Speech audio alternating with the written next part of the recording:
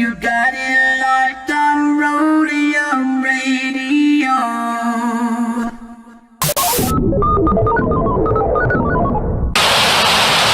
Hey Tony, drop that. What bass? I bet. Dr. Dre in the place to be. Co-rockin' shit with my homeboy Steve. After Roadium, get stupid some. Yo, don't think that you can get none of Dre. The motherfucking doctor, the bitch hopper, the sucker motherfucking stopper. I'm fucked up, so don't mind what I'm saying. I'm just kicking it. But Steve, Tony, A.M., Susan, yo, we can choose it. Dope shit to put in a mix. Know what I'm saying? We kick shit like and that's a fact. And if your shit ain't in the mix, you know it's whack. And that ain't no bullshit. I'm kicking facts on a serious tip. Word up, Dr. Dre's in full effect doing serious damage, boy. Tony A! Tony A! When you're ready, go.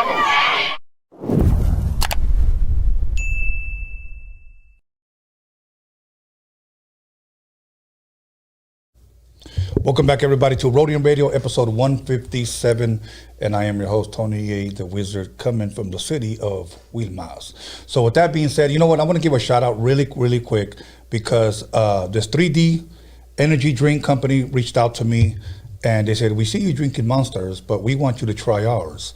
So they sent me over 2 cases, and so far so good. I like it. This is the Frost flavor, 3D energy drink. You can get it at GNC, 7-Eleven, and all the dope stores. So much love for you guys, to you guys, for blessing me with this. And once again, before I introduce my first guest, with my second guest, you guys are going to want to stay tuned, because we're going to reveal something together, something you guys should know, something very important.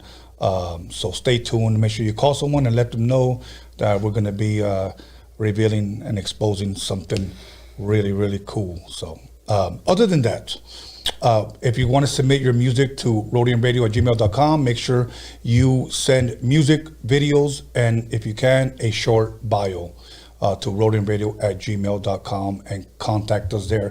And I also want to apologize to the Freaky Tales fans, because my guest canceled on Friday and I was out of town and it was just a bunch of mix-up.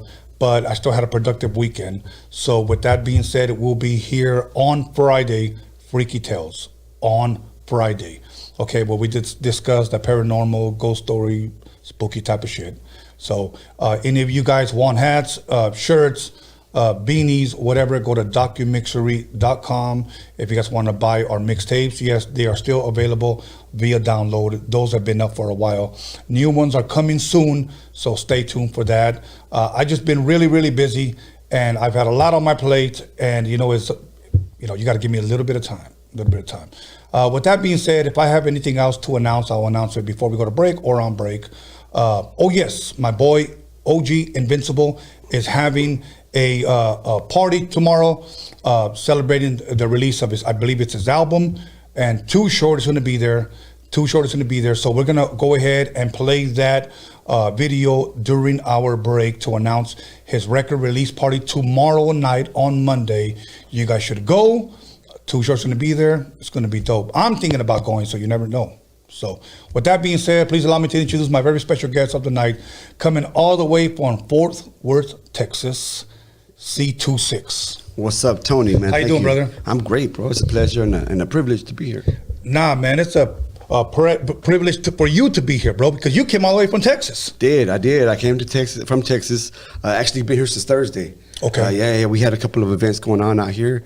I guess for people who are watching in, I do faith-based, Catholic Christian hip hop, right? Yeah. And so we have kind of like a little tour going on. Yeah. And it's called the Catholic Hip Hop and Tacos Tour.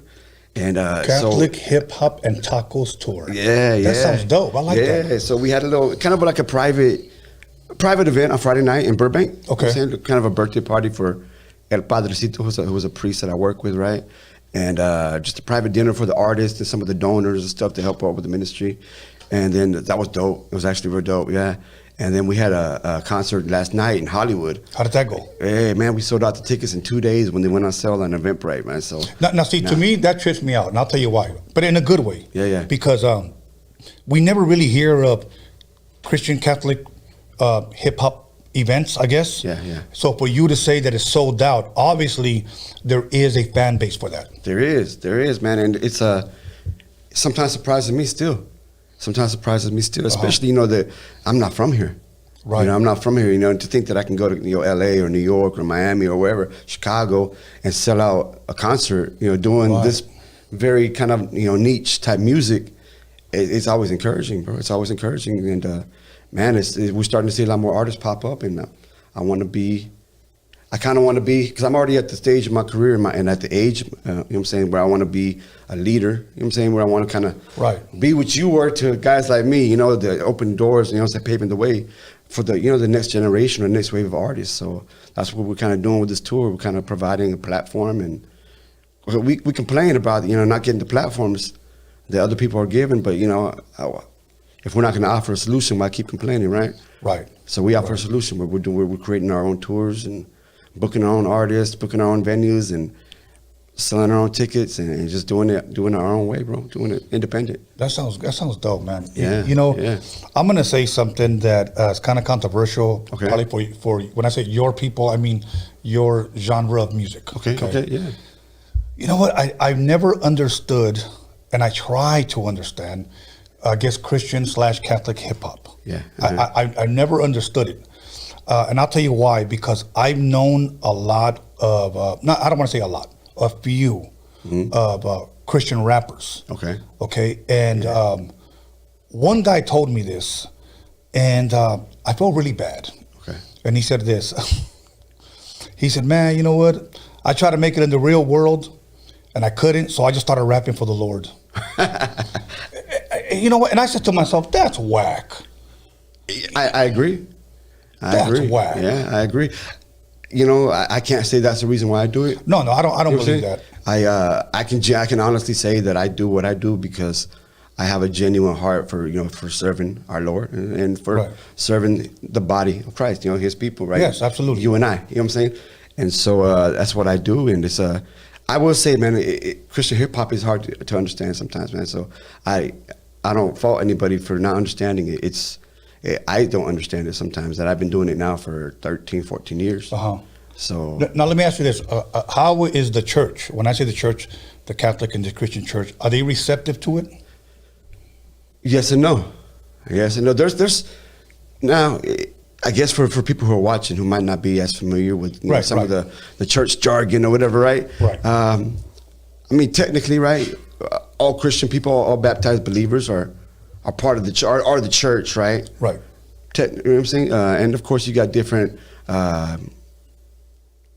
faith backgrounds within the body, right? You might have Catholic. Of course. You got all the Protestant denominations. You got Orthodox. But they're all Christian. Right. In essence, I mean, not in essence. Actually, the fact is that they're all one body. It's all one. It's all one church. Mm-hmm. There might be some disagreements and some, but and of course that kind of bleeds over into the hip hop world. So sometimes, I hate to say it, man, but sometimes we might be at some, non-Catholic Christian events where they just don't want to have us around because we're Catholic. They're like, get out of here. You know what I'm saying? On the flip side, we might be at some Catholic events where they're kind of looking down their nose at us because we're rappers.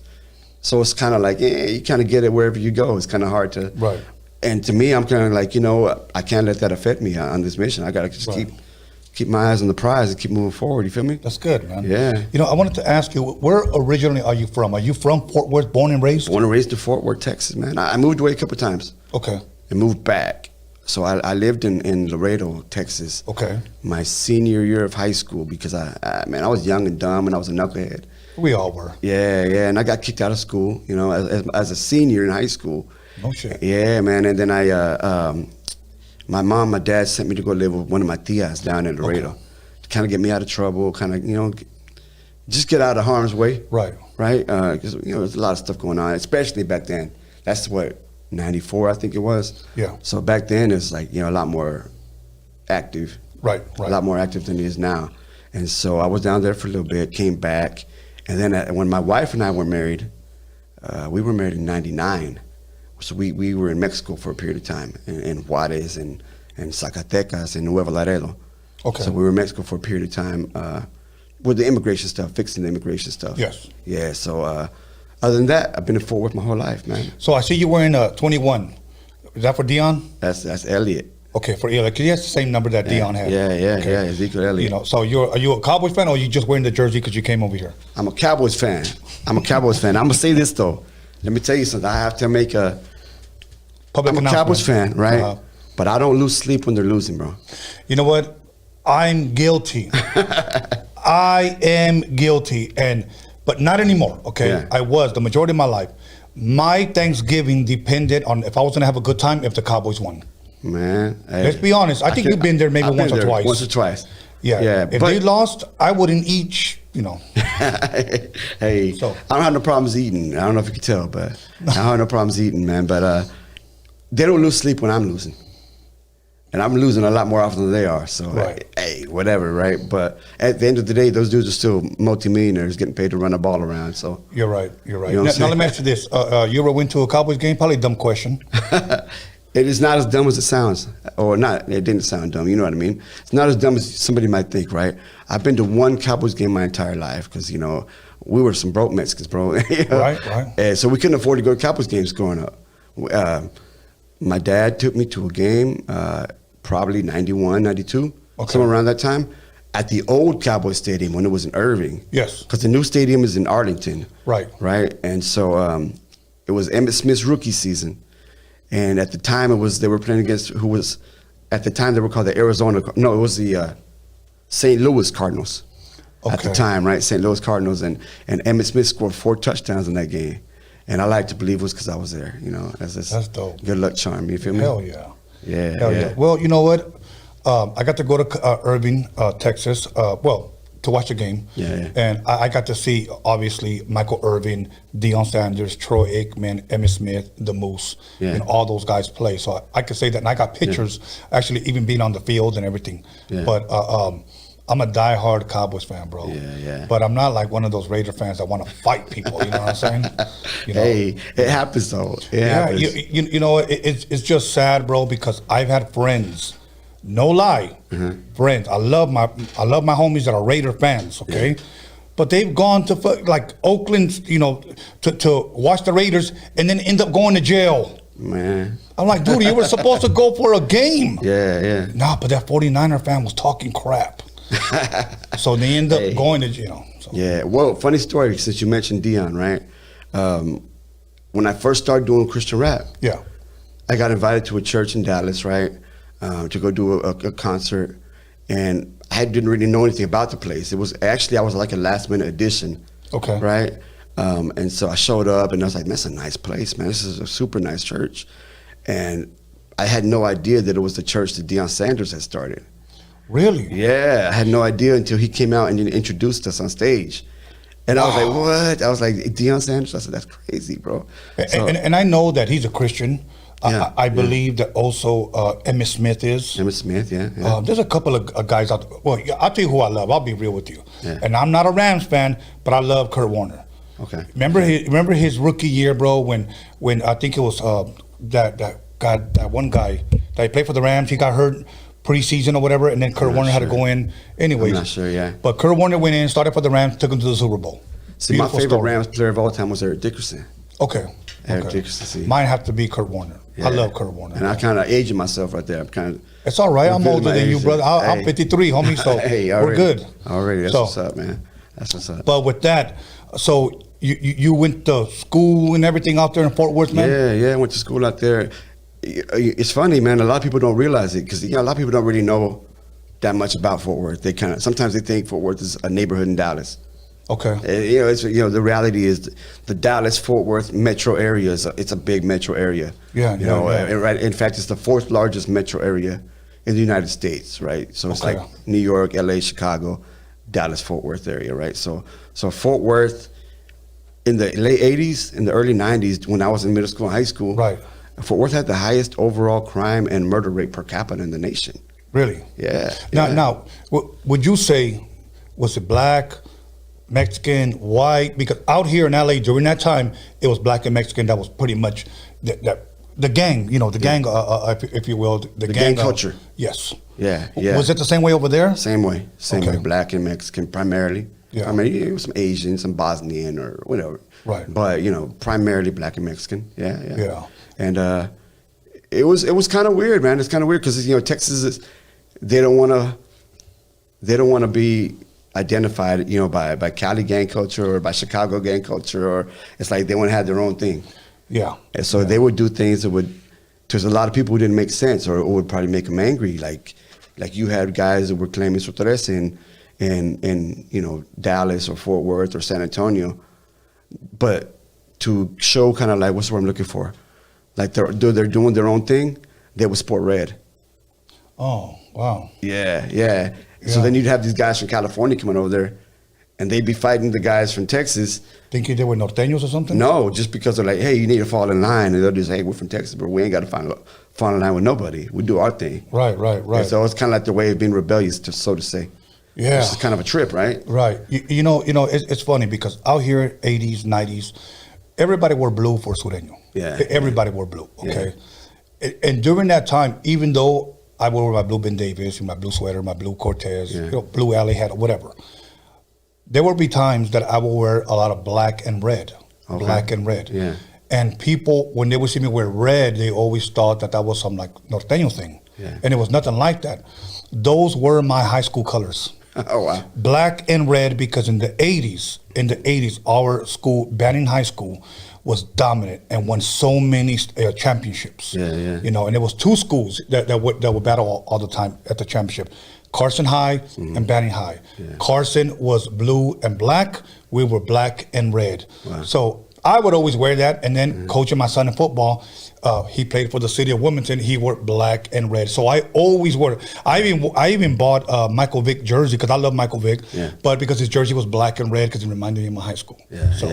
So I get a lot of people that try to tell me, why are you wearing why are you wearing red? Because I want to. I ain't got to explain shit. And if I'm honest,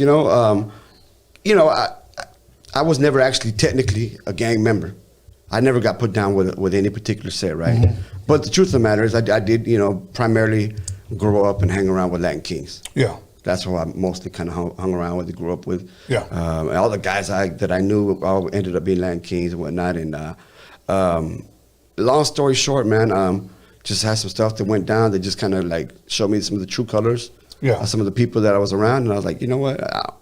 I'm not going to get put down with that. I'm going to go do my own thing. And I got mixed up in doing more dope dealing, that type of stuff. You know what I'm saying? So, and I was like, being a member of a gang is actually going to kind of be a hindrance to that. Right. So I was like, I'm just going to stay out of that and do my own thing, doing. Growing up, if I'm correct, Mexican home, correct? Yes, sir. Okay. Yes, sir. And the reason why I'm careful saying Mexican, because I've gone to Texas a lot. Yeah. I've toured Texas. Yeah. And I've asked for Mexican food, and then they'll say, aquí no somos mexicanos, somos tejanos. That's what they told me. Oh. We're Texans, not Mexicans. Wow, okay. So I sometimes when I talk to somebody from Texas, I got to be very careful because I'm not trying to offend nobody. But growing up in a Mexican home, what type of music would you say you were raised with? Man, it's hard to say because my dad wasn't really super, super big on listening to music. Okay. My dad was, if he did listen to music, it was usually something kind of like, man, where'd you find that? What is that? You know what I'm saying? So he would listen to I remember he was always listening sometimes to a Cuban jazz player named Arturo Sandoval. Okay. I was like, how the heck did you start listening to Arturo Sandoval? Or then probably his favorite thing was Trio Los Panchos. Okay, yes, He loved Trio Los Panchos. They're dope. I like them. And remind me to tell you a story about after my dad passed away about the Trio Los Panchos. Okay. Pretty interesting story. I actually probably be on the Freaky Tales podcast actually. Oh. With my mom though, my mom had a wide variety of what she would listen to. It'd be anything from Gloria Estefan or Linda Ronstadt to Earth, Wind and Fire to Michael Jackson to Tejano music, whether it be Selena or Intocable or whatever.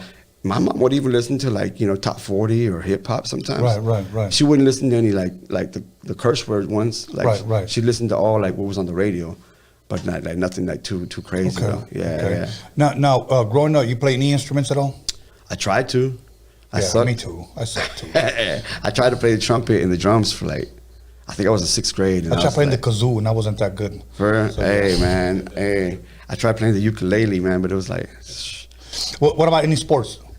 I like basketball a lot. Oh, so yeah? the only time I ever played like a team sport, like officially, I played basketball like YMCA.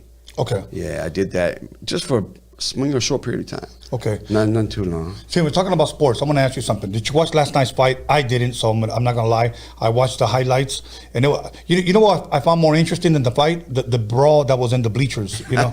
Well, I'll be honest with you. I watched the highlights of the fight. Okay. We had our concert last night, Okay. and so I didn't get a chance to watch it. But the dope thing about it, man, is like everybody was hearing earlier, we're doing the Christian rap, and Andy Ruiz, right, the star of the show, Yeah. right? He brought out who is probably the most recognized, popular, Christian, at least amongst the Latinos, right? A guy named Brian Trejo from Kingdom Music. See, I'm glad you told me about him because I've never heard of him. Yeah, he's dope. He's dope, man. He's super dope. Real humble dude, man. Real cool guy, man. We don't talk often, but when we talk, it's always always respect. And but we have a lot of the same friends, and we kind of hang around the same circle sometimes. My boy Alex, who's here with me today, works as part of his ministry as well with Kingdom Music. Shoots all their videos and does a lot of he appears in a lot of the songs. So yeah, dudes are real straight up. So Andy Ruiz had a Christian rapper. Like introduce him or come out with him. Walk him to the ring, rapping his song. Yeah, That's dope, man. super dope That's last dope. night. Yeah, Ryan Garcia is also, having that kind of conversion experience. So he's getting real involved with the guys from Kingdom Music too. So, hey, man, mad props to those dudes, man. I Ain't encourage nothing wrong them. with that, man. Yeah, I encourage those dudes. It's super Ain't dope. nothing wrong with that. I think that's dope, man. You know what? I saw the highlights. I saw Andy get dropped, but I also saw him get dropped against Anthony Joshua. Anthony Joshua, When he yeah. got up and won. This one he got up and won. Yeah. But there were mixed emotions saying that the fight was a lot closer than what it was. I can't speak on it because I didn't see it. Mm-hmm. I'm only going on hearsay, and what I see on social media. The one fight that I thought he should have won was against Joseph Parker. Uh-huh. I thought he got robbed in that one in New Zealand. I think is where he's from. I'm not even sure. Yeah, but. I'm not a boxing fan of today's boxers. Yeah. I'm not. I'm more of 80s and 90s. When we could talk about any fight, and I'll remember because I still have my videotapes. Nice. Seriously, like VHS, Yeah. I still have them. Yeah. So I used to record them all and then go back and watch them whenever I'm ironing or something. Well, so obviously, I think my two favorite boxers from that time, from that era, were Chavez, of course. You know what I'm saying, and Pernell Whitaker. Look. Let me tell you something. Okay. Rest in peace, Pernell. Pernell Whitaker, rest in peace. I don't like watching Roger Mayweather. No. Okay, especially if you're Mexican, you just don't like that style, that duck, dodge, hide, that type of crap. I don't do that. Pernell Whitaker was dope. Here's one thing that he lacked: power. I could see that. If he had power, couldn't nobody beat him, bro. Yeah. I mean, as it is, he was elusive enough as it is already. Yeah. But at least he fought. Yeah. And one thing about him, he'll stand toe to toe with you. But if he just had a little bit more power, he'll be knocking fools out, bro. Yeah. But you know what? Any professional boxer, if they land the right shot, can knock a dude out. Yeah, but this guy lacked power, bro. So Yeah, I mean, because every fight it was pretty much guaranteed 12 rounds. Yeah. Same thing like Pernell Whitaker. His last fight was against a UFC fighter, and the guy was tired. So you're gonna put. I mean, not Pernell Whitaker. It's el otro. Which one? Mayweather. Okay. Oh, Mayweather. we're talking about with Conor McGregor. Yeah, come on, bro. Yeah. That guy. Yeah. Come on, dude. Yeah. Like really. That was a circus show. I mean, the fans got robbed. Yeah. I just don't like his style of fighting and showing all this money with Mayweather or whatever. Yeah. There was a guy, I don't know if this is true, and he was one of his bodyguards, Mayweather's bodyguards. And he said this before he fought McGregor, before they announced it. He said, in 5 years, this is when he said he was retired, if he doesn't fight again, he'll be broke. He said because of the way he spends his money. And then months later, he announces the fight with McGregor. Man. We were actually talking about the other day, me and a group of friends, we were talking about that. I mean, I heard stories. I think it was actually kind of a big story. He was in I guess in a gentleman's club in Vegas, dropped out like $250,000 in the club and didn't even tip the waitresses or whatever, right? Right. And I'm like, whoa, how do you go in there and spend $250,000 and not tip? That's kind of. Wouldn't you be happy that he spent $200 and something thousand though? Well, if you're the waitress, you don't get nothing out of that. No, that part is true. Yeah. That part is true. But As a club owner, I'm like, hey, bet, keep coming back. You know what I mean? But if you're the club owner, can you really be mad? It sucks for the waitress. As a club owner, no. As a club owner, no. Yeah, it sucks for the waitress because she's busting her butt. Yeah. You know, but damn, that's a lot of money. Yeah, for real. But, you know, to me, though, man, be about integrity, right? Right, correct. For me. Correct. You know what I mean? So, Look, I'm always a good tipper. yeah. The only time I've never tipped, and I even walked out of there, is whenever I felt that there was a little racism. Oh, yeah. You know, in some of those. Yeah, I've had that. You know, so I'm like, I'm getting the hell out of here. I actually overheard a waiter and a waitress, a servers, whatever you want to call them. I don't know what's the right politically correct word, right? But waiter. Yeah, I heard them calling me a wetback, man. Yeah, I was like, what? I was like, and then I walked up and I told them, I said, hey, I'm not paying for my bill. I'm gonna go ahead and just leave. You know, and they were like, what do you mean you're not gonna pay? I said, unless you want me to tell your manager what I just overheard, I'm not paying my bill. I'm just gonna leave. You know, and, I wish I could have got that on video because I would have owned that restaurant, bro. yeah, I'm serious. you know, I would have owned that restaurant. I don't give a damn. yeah. You know? So I could sit here and tell you when I should take $30,000 checks with a Mickey Mouse stamp on it from Disney to Wells Fargo, and then a couple of days later told me to come pick up my check. wow. They didn't want my business. They straight told me, we don't want your business. I'm a youngster, bro. I'm 22 years old. I didn't know about go getting an attorney, you know. But I could have possibly owned that bank or whatever. Oh, that's because of the Walt Disney Records. Yeah. Okay. Yeah, it took me Put a it this way. second to register. They even told me, is this your check? Yeah. And I said, yeah, that's my name right there. And they showed my ID. Yeah. That lady even told me, can you go get a letter from your company saying that this is your check? Wow. I drove all the way to Burbank, bro. Yeah. And I drove back, giving the letter, and the lady goes, okay. Yeah. They just didn't want me there, period, bro. Yeah. So, you know, well, whatever. That's Other than that, man, big boxing fan, obviously. Yeah. You didn't watch the fight. But now, as far as rapping, what are your earliest memories of that you can recall when you first heard rap? Actually, I can recall it real clearly. I remember I was in 3rd grade. Really? I was in 3rd grade, and I have an older brother. He's about 3 years older than me. Uh-huh. And he was in 6th grade at the time. And I remember coming home from school one day, and he was listening to a Run DMC cassette, the Raising Hell. Oh, yeah. Run yeah. DMC. And I heard it, and I was like, what's that? And he played it for me, and I sat there and I listened to that thing on repeat, like for a week straight, man. I was just hooked on Run DMC, man. And so then from there, I started getting into like, you know, like Beastie Boys, you know what I'm saying, stuff like that, UTFO, EPMD, Public Enemy, all the earlier stuff. D Nice was a little bit later, right? Right. But, you know, and then, of course, you know, eventually around 90, 89, I guess, maybe somewhere around there, was when you know, AOT and Kid Frost and Metal Man Ace and them started coming out. Yeah. And I was hooked on that too, bro, because it was like, man, this is Latinos doing now? Yeah. I said, bro, this is dope. You know what I mean? So I started doing that. And then, you know, I got big into Chicano rap for a while. I started listening to a lot of Chicano rap. But I like to think that I have a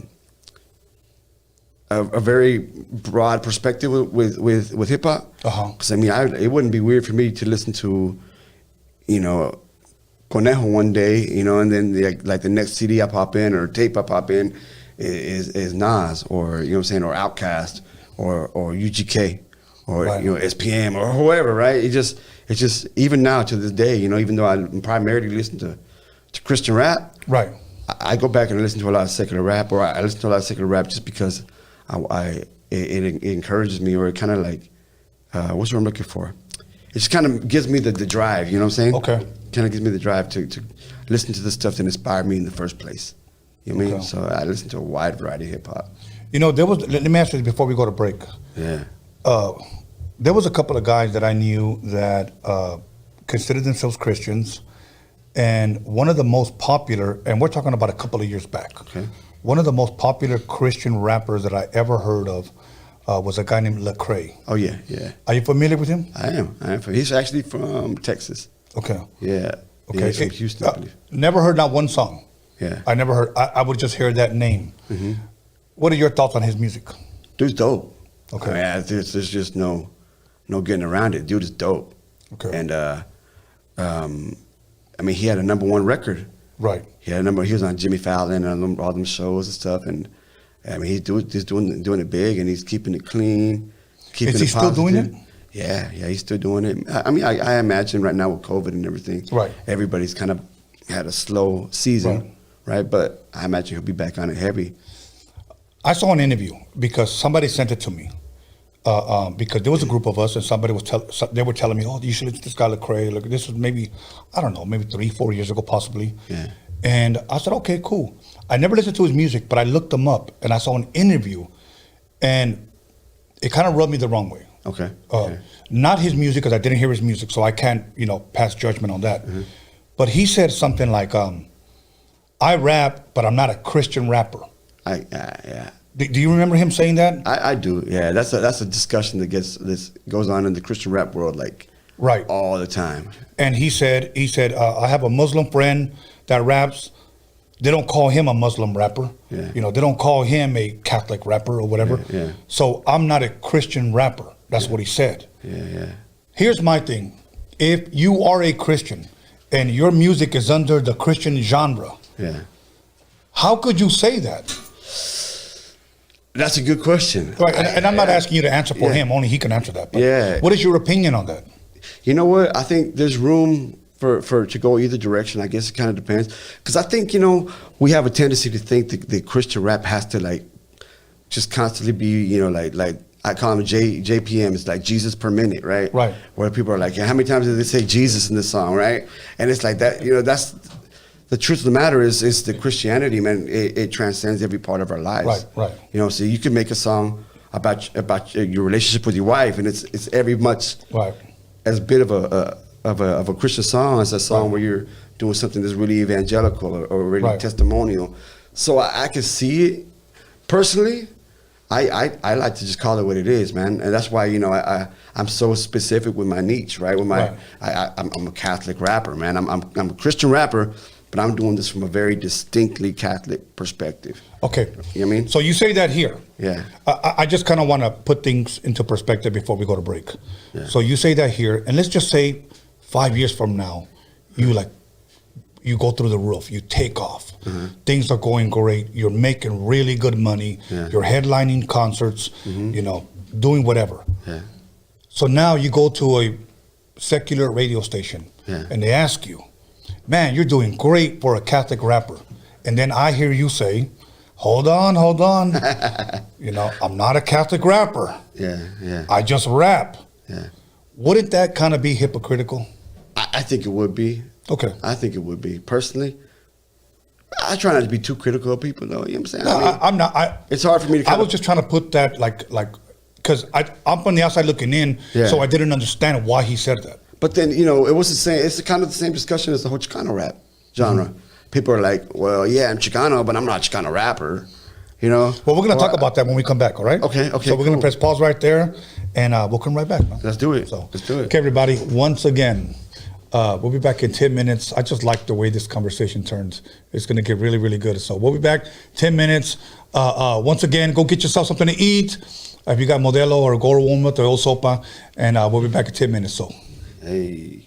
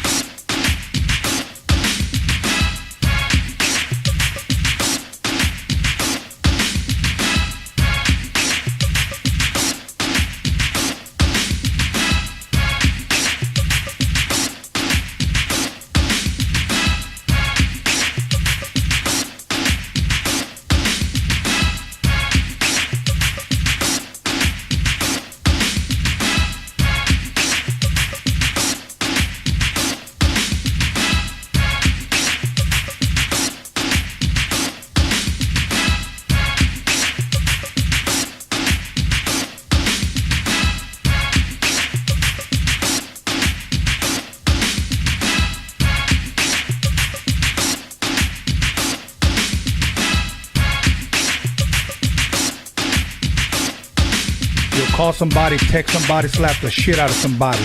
Let them know that Roadium Radio is live up in this biatch.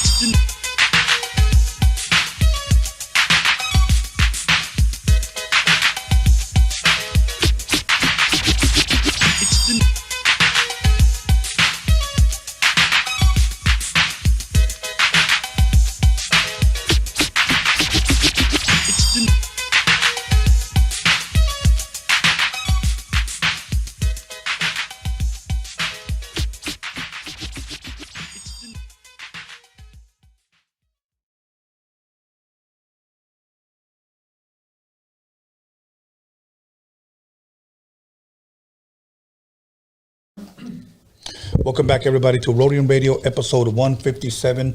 And we're going to go ahead and jump right back into it with C2Six. Not 666. No. C2Six. No, man. More like 777, right? Yeah, you know, okay. I want to pick up right where we left off before I ask you where you got C2Six from, okay? Okay. Don't answer that just yet. But we were talking about Lecrae's, you know, I guess, I don't want to say, it's not the word to say he denounced, but more of like he kind of backed away from his statement, I guess. Yeah. Being a Christian rapper. But let me ask you this. Doesn't it kind of, say I was him. Yeah. And then I see Kanye West come out. Yeah. And he makes a bold statement and says he's a Christian everything. Yeah. You know, when he was asked, I guess by, who was it? He was asked by somebody. But he was up on stage. I think it was T.I., wasn't it? They asked him that? I think so. They asked him, you know, are you a Christian rapper? Are you a Christian this? And he said, I'm a Christian everything. Yeah. He was bold with it. Yeah. You know, I mean, even though like a lot of people probably didn't believe him or didn't believe his conversion or whatever. That's between him and God. Yeah, but my thing is this, that he's a lot bigger artist on a way bigger platform more than this other individual. I would feel stupid if I was that other individual, and here comes this secular rapper making his conversion and saying, I'm a Christian everything. You know what and this is pure speculation, right? Right. But, you know, I think a lot of times when people are new to, you know, kind of living out the faith, even if they've always grown up with the beliefs, right? The reality is we don't always actively live it out, right? Right. And so I think when a lot of people are like really kind of new on the walk, they have a lot of zeal. Like just crazy. I went through that stage, man. I went to a stage of just being overzealous to the point where I was obnoxious, overzealous. You know what I mean? And so maybe that was, you know. And then, you know, people who have been in it for a long time, walking that walk, it's maybe that zealous kind of that zeal kind of gets a little bit leveled off. I don't know. That's pure speculation. Probably. Maybe that's what it was. I don't know. Who knows, right? Right. I guess it's just for God to judge. I guess I don't know. Right. That's between them and God. You're right. Yeah. Now let me ask you this: when was the first time you were introduced to Christian/Catholic rap? Wow. Okay, so I guess, you know, we got to back up a little bit, right? Yeah. So, you know, I don't know if we mentioned it earlier, but, you know, I did, you know, gangster rap for a long time, and, you know, I did secular, you know, gangster rap, Chicano rap, what do you want to call it, right, for a long period of time, probably from like, probably 98 to like 2008. Okay. Right. Did you still have the same name when you were a gangster rapper? I did. But at the time, I was part of a group called SKS. Okay, SKS. And what did that stand for? That stood for Southern Captain Soldiers, right? Okay. With me and dude, well, it started off with three of us, me and a dude named Q-Ball and a dude named Monster, Young Monster, right? And and then it just ended up being me and Monster after that, right? You know, long story short, I had a whole conversion story, a whole conversion experience at a concert. We can get into that if you want to. Share your testimony. Okay. Well, like I said, you know, I grew up, you know, kind of in a gangster lifestyle. I hesitate to use the word as a gangster, right? Because I wasn't a member of an actual gang, right. Per but se. You were about that life. But I was living that life. You know, we was everything that any gangster doing, we were doing. Right. You know what I'm saying? I just never got jumped in, right? And kind of as an escape or as what's the word I'm looking for, man? Just, you know, just to get away from that lifestyle. That's why I started really kind of trying to pursue music. And see, I had gone to like a junior college, you know what I'm saying, close to my house. And I met this dude, and at the time, especially in Texas, in California, you had more Mexican rappers back then. But in Texas, was very few, very, very few. And so, like, I met this dude named Scruples. He was a black dude, an African-American dude. And he was more like an East Coast style, real lyrical. He wore the tin boots and all that stuff. But he was just like, he was a fanatic for hip hop. Like the way I was like overly obnoxious with my zeal for Christianity when I first got into it, he was like that with hip hop. He was just like this big zealous hip hop dude, right. Which was, to me, it was appealing. It was like, that's dope. You know what I mean? That's super dope. And so he used to kind of like bring me along, tag along with him and his crew. They were called the Fort Knox crew. And so we'd go around and we'd, you know, go to like these open we call it open mics and battles and like stuff. Like ciphers. Yeah, ciphers, that type of stuff in Dallas and Fort Worth and Houston, Austin, San Antonio, all, you know, kind of surrounding areas, right? And And I knew that if I was gonna get any love, dude, I had to come with it. Cause I'm like this little bald head cholo, dude. I was skinny back then, bro. You know what I'm saying? Like, Right. You know, a little bald head cholo, dude, and around a bunch of really solid rappers, man, that are, you know, African American brothers, right? So I was like, man, I gotta come with it, bro, if I'm gonna get some respect. So I'd come in there, just kind of real unassuming, and just kill it. I'd murder it, bro, on the mic, and I earned people's respect, man. And so it was fun, super fun, but it wasn't really making no money though. It was kind of like, yeah, like this is a cool hobby, but I want to kind of get back to doing what I was doing. Okay. And then, you know, I met my wife, and that's when I really kind of decided, man, I really kind of get away from that. Like, I don't want to get out there and be shot or do something, you know, stupid and not come back to my wife. You know, well, she wasn't my girlfriend at the time. Right. And so I really started kind of trying to pursue it a little bit more at that time. And initially, I was part of a group called Enthroned Riders, you know, a local group. And then we kind of broke away, started SKS, and we did pretty well, man. Like we of course, you know, back then everybody used to pop trunk, especially in Texas. Right. You know, that's where the whole, you know, terminology comes from, popping trunk. Right. We pull up anywhere, just pop trunk and sell CDs, and we sold a lot of CDs, man. We independently through you know, popping trunk and through distribution, we sold probably like 115,000 records independently at the time. You know what I'm saying? So that, I mean, for some young Mexican dudes, you know, from Fort Worth, Texas, that wasn't too bad. You know what I mean? And I worked real closely for a period of time with a dude named COMPTON from Latino Jam Records. Okay. He was, you know, from Texas, you know. He was more established, more well-known and stuff. And then, you know, I mean, without getting into too much in that gory details or anything, we had kind of a bad fallout, you know what I mean? And it's funny, after that, I was approached by Mr. Capone. And he was like, yo, bro, like, I don't even know if I should say this, but I'll go ahead and say it, man. I'm an open book, right? He wanted me to come on a DVD and it basically like expose Capone, you know what I mean? Really? Yeah, and I was like, nah, bro, that's already not my style. Like, I'm not gonna get down like that, you know? Did he have like a beef with that guy or something? Or what? They had beef over the Capone name. So the Capone's from out here and then the Capone from Texas. Yeah, they had. So they were fighting over that name? Pretty much. My understanding of the story was that Capone was signed with Thump Records at a period of time. Right. And whenever he had, you know, broken that relationship with them, they immediately signed Capone. Okay. The only difference was adding the E at the end of it.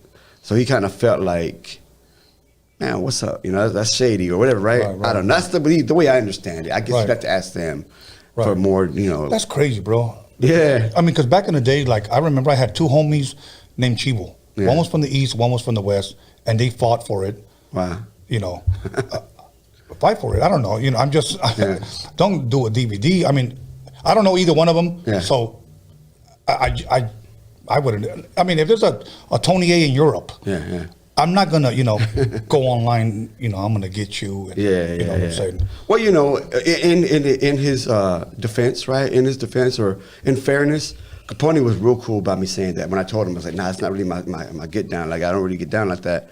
He goes, no, I respect that. That's cool, man. And he was like, well, I'm trying to expand into Texas. And I really want to do this. It's called High Power South, right? Right. And I really want to, you know, work with some of the artists out there.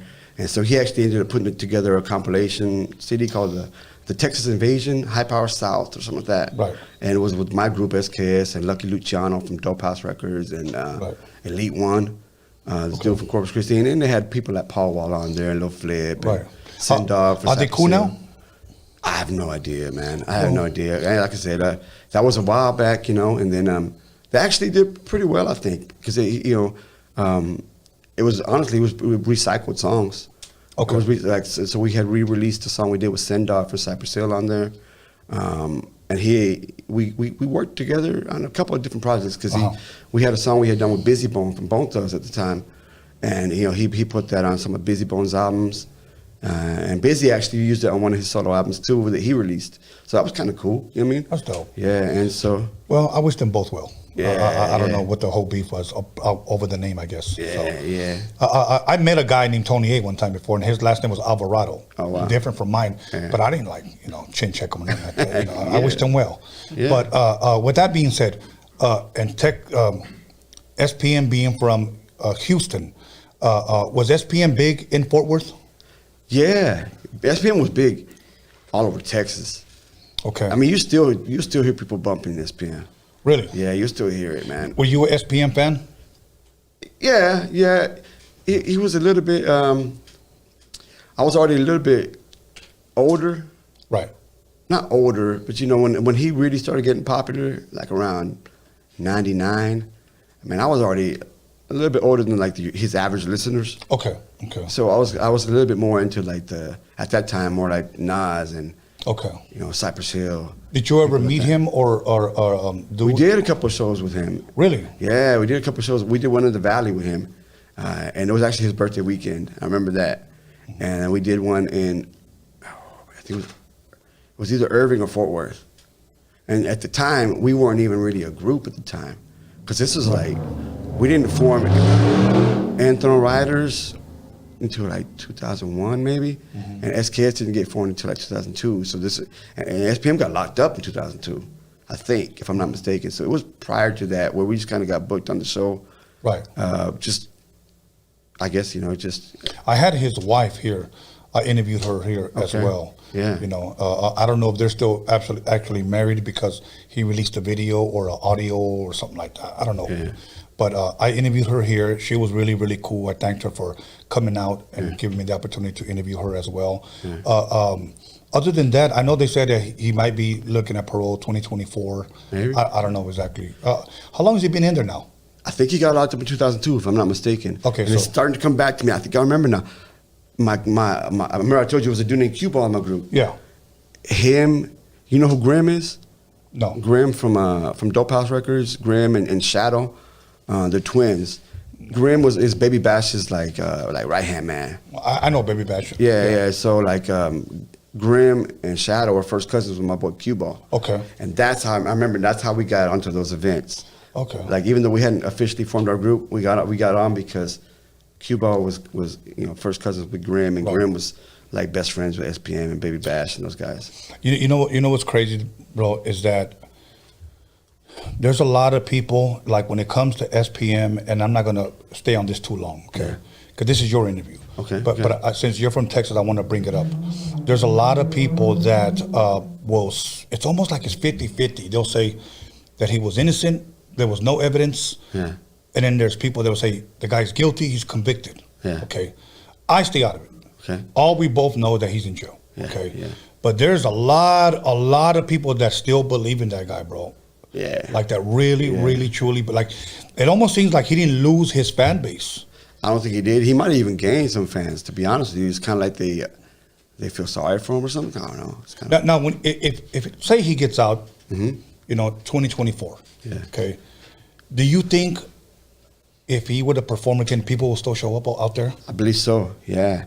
But my understanding is now he's doing some Christian rap in prison. Really? That's what I heard. I don't know how much truth there is to Right. that. What you heard? It's But hearsay. that's what I heard. And I know that he did initially do Christian rap in the 90s. Before he did the whole Dope House Records thing. Really? He started off as a Christian rapper. Yeah. SPM yeah. started off as a Christian rapper. He did. I think you can even read that on his wiki page, I think. Wow. Yeah. Okay, now, another person, let me ask you this, because if I'm correct, you did a Christian song with Snow the Product. Is that any truth to that? Yeah, for sure. So Snow, it's a long story. Okay. We met probably in 2006, I think. At the time, she was married to a dude named Andrew. Cool dude, solid dude. And they were living in Fort Worth at the time, right? And I think they were there for a good 10 years, maybe, I don't know, however many years. It wasn't that long ago when they moved back to LA, or she moved back to LA, right? And so we were hanging out quite a bit, and we used to get into these long conversations, man, about religion and politics or whatever, right? And so when I kind of started having this journey and trying to get into doing the Christian rap, I think it was something she was considering at least, right? Maybe. Okay. I like to say at least considering, because I want to speak for her, right? Correct. Right, and so so when I had my conversion, and I'll get back to that here in a minute, it was like 2007, 2008, like late 2007, early 2008. Right. But I took a couple years off from doing any music to be able to get familiar with my faith, because I was like, it's kind of like gangster rap, You can tell when somebody's really lived that life by the way they write about it. Right. When I was doing Christian rap at first, I was like, man, what rhymes with God? You know, like I didn't know nothing, bro. Like it was hard to write anything about my faith because I didn't know it well. And so I took a couple of years off just to dedicate myself to studies. Right. And so when I came back to it, I was ready to go, you know, and we were still having those conversations and whatnot, hanging out a lot. And I did a song with her called Work in Progress, right? And she featured on that one. And of course, you know, then she went on to do what she does now. Right. And, you know, much love to her, man. She's mad successful, you know, congratulations and everything. But, you know, yeah, it was super dope, man. And, yeah.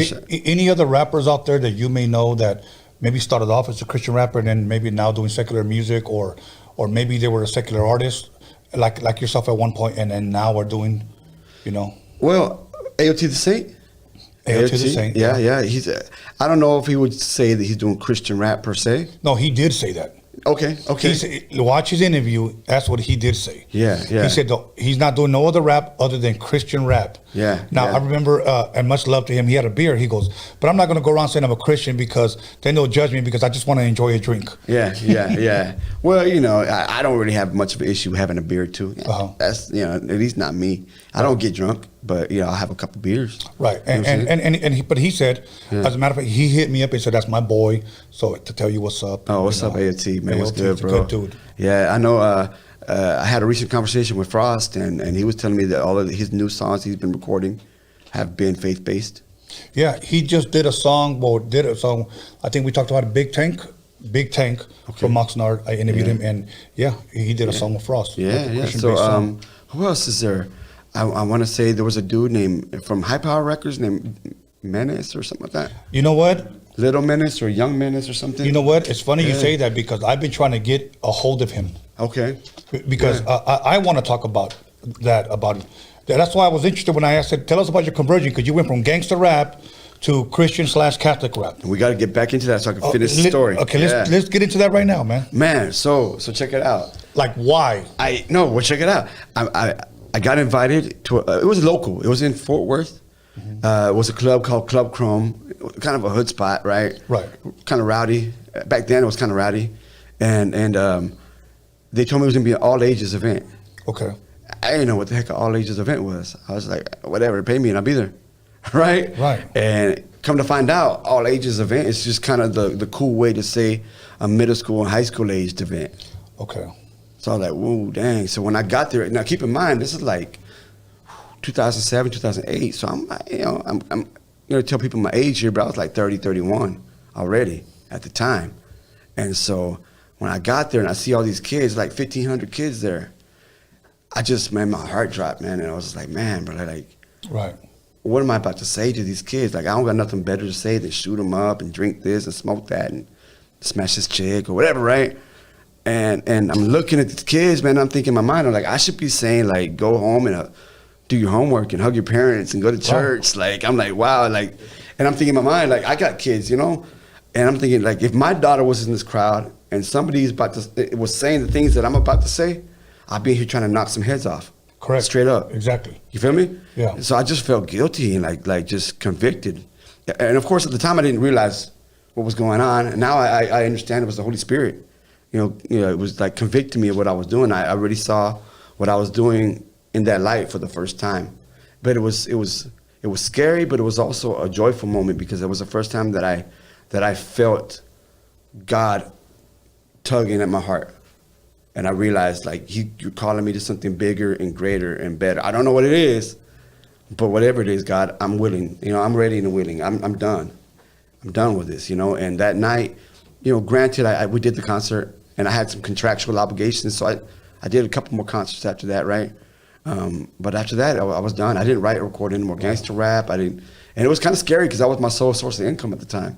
And, you know, and I was the only provider in my house with my wife and my kids and stuff. So it was scary, but, you know, God provides, though. And you know, I told God, I'm just done. I'm going to start doing it for you and for your glory. And now let me ask you this. So you gave your life to God. Yeah. Okay. What did the gangster rap genre homies, friends say about you now? They were mad supportive. Did any of them say, hypocrite, why did you do it? You had a handful of people here and there. Okay. You had a handful. But you know what? whatever. You know what I'm saying? Like, Right. Or whatever. You know what I'm saying? Like we said earlier, I got my eyes on the prize, bro. That's good. You feel me? So it's like, and if anything, I pray for those dudes. You know what I mean? You know what? I'm going to share something with you, okay? Yeah. And I'm going to give you the very long story short. Okay. When I was given the 1611 King James Bible, okay, many years ago, I was 22 years old. And I read the the Old Testament, the New Testament, 39 books in the Old, 27 books in the New, 66 books altogether. I read them within maybe 4 months. Okay. Probably a little bit less. Yeah. The person who gave it to me asked me, the second question, I will get into the first one, but the second one was, what was it about Jesus that intrigued you? That's what he asked me. Okay. Obviously, he was asking me about the Gospels, Matthew, Mark, Luke, and John. So, and then I just said this. And it was very hard for me to say it, but I said this. He said, love your enemies. Yeah. Okay? Yeah. And he said, why was that so hard to say? And I said this, because I can't. Yeah. Because during that time, I was a very confused kid, and I was all about the streets at the time. Yeah. And I had a lot of misery that I was living with, and I was always angry, and I never knew why I was always angry. You know, I had uncontrollable anger. And I've been there. So he said, the love that you're going to have for your enemies, God will give it to you. It will never come from you. So that made it easier to understand that. And then he goes further, and then he goes, what else? And I say, pray for those that spitefully use you, that talk about you. Yeah. And I was like, that even got harder. You know, so, Real talk, man. Real I talk. think that is what really, it broke me down. And I'll tell you why, because I said, I can't do that. I can't do that. And then he kept saying, ask God to help you with that. Because obviously, it doesn't matter how much we try to muster up. It ain't going to come from us, bro. No, it ain't. It ain't. You're right. So, yeah, bro. But the other one was this, and I'll make it quick. Yeah. I read a story about Samson. Okay. You know, Samson loved worldly women. He loved Delilah. He could have had, any God-fearing woman, but he chose Delilah. And you know what happened with that story. She ended up betraying him. The Philistines ended up capturing him. They ended up plucking his eyeballs, blah, blah, blah. But there was a point where they cut his hair off. Remember that? He got off. She tells him the Philistines are coming. He gets up and he says to himself, I will defeat them like I've always have. And I'm paraphrasing, but that's pretty much what he said. And then the next scripture I read broke my heart, and I closed the Bible and I went to sleep. And it said, but he did not know that God was not with him. Wow. Let me tell you something. That goes with a bumper sticker that I saw many years ago that said, you don't want to be caught dead without Jesus. Yeah. Man, That's real talk, bro. That's real talk. Hey, man, and remind me, I'm gonna mail you a 1609 Dewey Rames, Okay. Catholic version Bible. Okay. 73 books in that one. Is that like more holy or something? No, no. I'm kind of making. No, that one has like First, Second tongue-in-cheek. Maccabees and stuff like that, right? You know, the deuterocanonical books. We call them deuterocanonical. The books. Apocrypha. Some people call them that. We would call them the deuterocanonicals, Okay. right? I may look dumb, but I'm not dumb. No, I know you're not. I know you're not dumb, man. I know you're a smart dude. I watch your show, man. Dope. Well, how did you hear Roadium Radio, bro? Man, I just stumbled upon it. I told you I like Chicano rap, and I was always looking up Chicano rap interviews and stuff like that, and I just stumbled upon your show, and I just got hooked, man. I'm watching the episodes, man. Yeah. I love the episodes you do with like Ralph M. the Mexican. Oh yeah, Yeah, I like those too, are man. dope. The ones you Yeah. do with Sardino or David Rocha. Yeah. David Rocha. What else?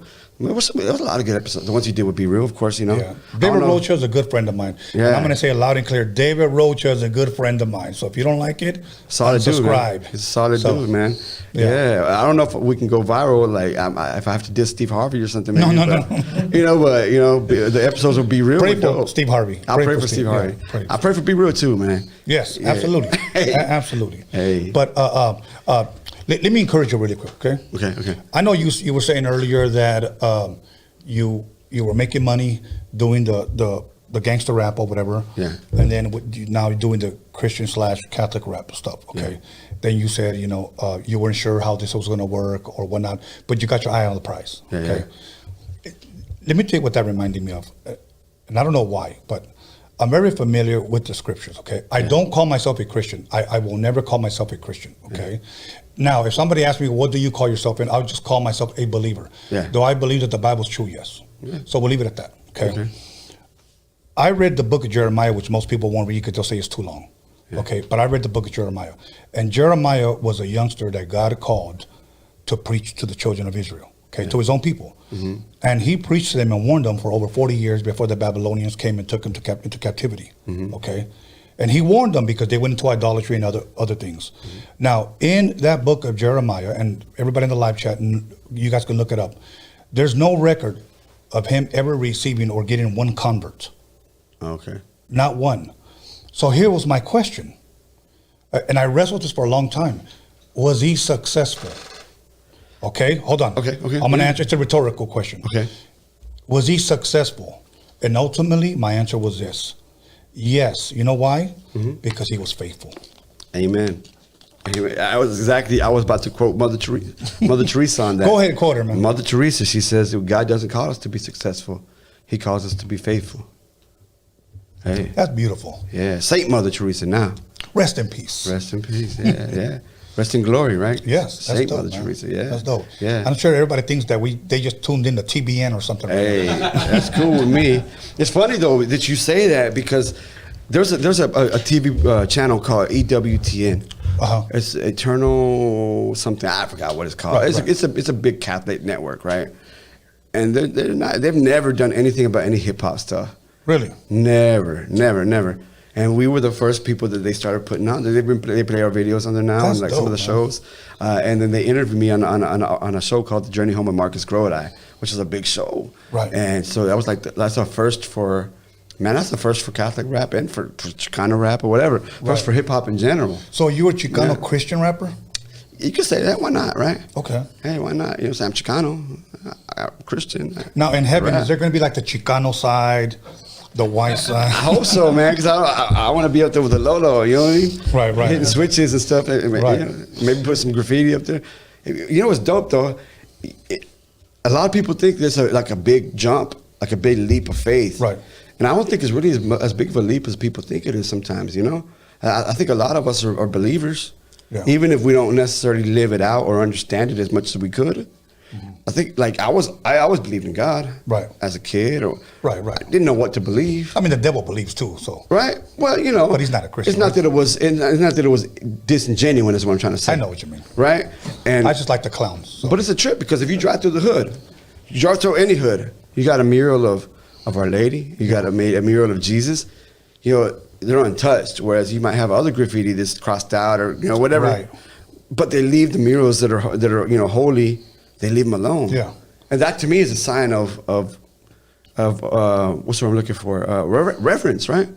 Reverence, and so like something inside them, even if they're dope dealers or gangbangers or graffiti or whatever, something inside them is telling them, I need to have at least enough reverence to not touch this mural. And to me, that's, Pope Francis says, right? So instead of trying to beat down people over their sin, look for those rays of light that are shining through and try to nourish those rays of light and help them, bring more to fruition. And that's what I hope to do with this music, man. I'm not trying to beat nobody over the head with the Bible. Right. I'm not trying to do, so I'm guilty sometimes of getting into, dragged out debates just because I love the topic. Right. You know what I mean? But the reality at the end of the day is, man, I'm just trying to be a witness, a faithful witness, and really lead people to an encounter with our Lord, man. It's because most people, when you tell them either you're a Catholic or you're a Christian, they'll right away think, oh, this guy's going to judge me. Yeah. That's what they think right away. Yeah, what I'm saying? So I understand. Listen, we're running out of time, brother. Okay. Anything you want to promote? Where can people see you next? What can people expect from you 2021? What do you have coming out? Promote it, bro. Okay. Hey, well, I got a new single dropping. Okay. Cinco de Mayo, right, which is this week. Wednesday. Wednesday. It's featuring AOT the Saint. Yes. And my homeboy Nate G. It's called Hear Me. And actually, you can pre-order it right now on Spotify. Yeah. I'm guilty of neglecting my Spotify for a long time, man. I guess I'm just old school, I guess, maybe. Maybe you just got to repent and keep going. But maybe this will help me get some more followers on Spotify, man. But yeah, go pre-save it on Spotify. It's a dope song, man. My homeboy DJ Overflow from Houston produced it. Hard song. And we just kicked off a little tour, the Catholic Hip Hop and Tacos tour that we talked about earlier. Last night was our first, kickoff date here in Hollywood. We got, Houston coming up, and we're in the works of, expanding. We'll get into dates, official announcements on some of the other dates, New York, Miami, Chicago, places like that. Okay. Several other cities, and as they come along, we'll announce them, and we're kind of doing this, through El Padrecito Ministries. That's the ministry that I work very, in association with. So El Padrecito, Father Maceo Gonzalez is the, I guess what you might call the executive producer, right, of the tour, or whatever you want to call it. I don't know what you would call that, but yeah, he's the one that's paying for everything and financing everything, with the help of his donors. You know what I'm saying? And with the help of online sales, merch sales, all that type of stuff. So we're, like I said, we're cutting out. We're getting rid of excuses. Mm-hmm. And we're building our own highways. We're not even picking our own lane. We're building our own highways. That's dope, man. You feel me? And so there's that. I have a group also. So I do the solo thing at C2Six, but I got a group named Found Nation. It's one word, Found Nation. We're on Spotify. All the different channels and stuff like that. Wow. It's crazy, man. Because like I said, who would have ever thought that we'd be on stage with Pope Francis, performing in front of 650,000 people. That's awesome. That was 2 years ago in Panama. In Panama, we were at the World Youth Day in Panama City, Panama. Alice was with us, right? My boy Alice right here, Arise from Kingdom Music, right? Is that footage available? Yeah, it's on the YouTube, Facebook pages, stuff like that. The 650,000 was hard to film. Right. It was a 4-tiered stage. Right. And the people were like maybe 100 yards out. And it was dark, and we had these bright light signs, so we could hardly even see the people. Wow. Normally, we vibe off the energy of the crowd. Right. It was hard because we couldn't even see them, let alone and we had earpieces in, and so it was kind of difficult. But yeah, hey, we wrecked it, Yeah. And we actually got voted as the best performance of the night that night. But it's crazy because that earlier that week we were at the opening night ceremony, and that one was a little bit easier to film. It was 250,000 people at the open night ceremony. Wow. So we got to rock 250,000, got to rock 650,000. But the dopest thing about it though was that week that we were in Panama. To me, the most humbling and dopest experience being there was that we got to go into the youth prison and do a private concert and lunch with the kids that were in the youth prison in Panama. We were in what's the word I'm looking for? In anticipation of Pope Francis's visit, because he was coming in to be with those youth the following day. He was doing a private mass with them and eating lunch with them, stuff like that. And so they brought us in there to do a concert for them the day before. And that was the dopest experience, man. It was super, super dope, man. Just talking to those kids. Of course, they all spoke Spanish and everything, so we did our talks in Spanish, and we did some Spanglish music and stuff like that. That's dope. But it was super dope, man. And those type of experiences, man, are just, like I said, it's just, man, those are memories for a lifetime. We've been in Brazil, doing World Youth Day in Brazil. We got some documentaries out. I also have another group called Los Cristeros, right? It's kind of a side thing that I do. So nobody thinks that I have anything against my Protestant brothers and sisters, right? Like me and my boy Nate G, it's kind of like an interfaith collaboration. It's like a Catholic Protestant thing. Okay. And that particular project, we did strictly Latin type music. It was like mariachi horns or Spanish guitar. We did some mixtape tracks over like some Delinquent Habits or some Cypress Hill or whatever, right? It was super dope, and and that's actually where we got the idea for the Tacos and Hip Hop tour, because we had done an 8-state tour at that time with the Cristeros album, and we did these taco parties at each of our album release parties in the different states. Right. And it was such a success that we're like, hey man, let's like do something more official like that. Right. And really market that, and man, it was dope. So like last night, we ended up with a sold out show in Hollywood, and a lot of places people could be, but they were there. They were there. It's super dope. At this time, any shout outs you want to give? Man, shout out to my wife. Okay. My wife Maria, my daughter Cassandra, my son Julian. Shout out to Padrecito. Shout out to Found Nation and my boy Nate G. Shout out to my boy Rob Reyes, my boy Alex Licea, you know what I'm saying? Kingdom Music, Arise, that's his name. Man, shout out to I got a lot of homies, man. I can see you for an hour saying shout outs, but I think my biggest shout out, man, is to the listeners, man, who are maybe going through something, man. I will keep you in my prayers. You have my word. I'm going to pray for your listeners, man, and I would appreciate the support if you could return the favor and pray for me, because I go through it still too. Yeah, I still go through it. So yeah. Well, thank you for coming through, man. And whenever you are in town, hit me up before. Yeah. Because I know we've been in contact. I'm going to tell you right now in front of everybody, okay? I rarely ever read my Facebook Messenger messages. Yeah. Hit me on IG, bro. Now you got my number, okay? Yeah. Avoid the whole Facebook thing. I post and I get out. I post and I get out. So a lot of people, hey, you don't read my message. I don't read. Hit me on, Yeah, so. For sure. And thank you for having me, man. It's a lot of people, I don't think a lot of the youngsters realize how much of a privilege it is to be here in this seat right here, man. This is going to be a dope memory. Thank you, man. Like I said, you paved the way for a lot of us, At the time when you came out, you dropped your album with High C. Yeah. I mean, who was really popping at the time? You might have had AOT out, you might have had Mellow, Frost, maybe, Cypress maybe, and Lighter Shade of Brown? Yeah. So you're like one of the forefathers, bro. Thank you, man. You're like on the Mount Rushmore of Chicano rap. You feel me? Hey, so all good, brother. All good, homie. I know you have some stuff that you wanted. I do. You wanted to show me. I did come bearing gifts, so I brought some stuff for you, man. Any candies like masapan or anything like that? Man, bro, if I did, I would have ate them by now. So I ain't gonna lie, I hate them. No. So this first one right here, man, it's just we pressed this shirt so you can find this on our website. This Praise shirt, right? That's dope. I didn't know what size you wear. I assumed probably like an extra large. Extra medium. But I got you an extra large, right? Dope. So this is this one right here, Thank bro. you, brother. I got you this. The tour T-shirts, man. You know what I'm saying? So I got you the tour T-shirt from the Tacos and Hip Hop right here. Oh yeah. That's dope. Oh, by the way, real quick story. Yeah. So El Padrecito, his brother is David Gonzalez, the creator of the Homies. Oh really? Yeah. So is that why it looks like a homie? There's an actual homie that's a priest, and it's made in the likeness of Father Maceo Gonzalez, who is the brother of David Gonzalez. And so that's the priest that I work with as part of his ministry. You know what I'm saying? Dope. So this is the T-shirt, right? That's dope. There's that for you. Thank you. And I got you the hoodie of that one too, man. So when it gets cold, you know what I'm saying, you pop that on. You know what I'm saying? In California, you got a little bit cooler weather than we do. I just make sure not to rob a liquor store wearing this, man. Hey. And then, you know what I'm saying, I don't know who wears, who listens to CDs nowadays, man, but I still sell CDs, man. Yeah. Just a little sampler CD that me and my boy Val Morale put together. Okay, cool. For this event, you know what I'm saying? And then I got you two more last things, bro. This was we were passing these little rosaries out. So when we had the private event, the dinner, it was like every table, every chair had one of these, right? Oh, that's dope. And then last night we were giving them away with the plates, the tacos and the beans, rice. Give them one of these as well. So I got that for you. That's dope, man. And then this is a handmade rosary here, man. My homie in India made these.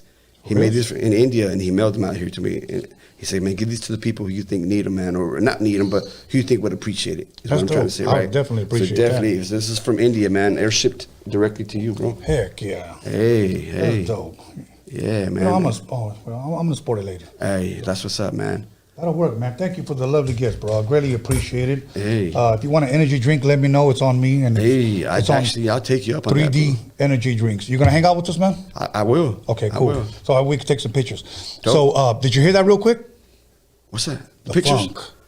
Oh, the funk. The funk. Hey. DJ Dominator just walked in the building. Hey, the funk was a nickname from my home city. Okay. Fort Texas, you used to call it the funk. We got something in common. Hey. So, hey, everybody, make sure you call somebody, text somebody, pray for somebody, and let them know that C2Six is in the building. We'll be back 10 minutes.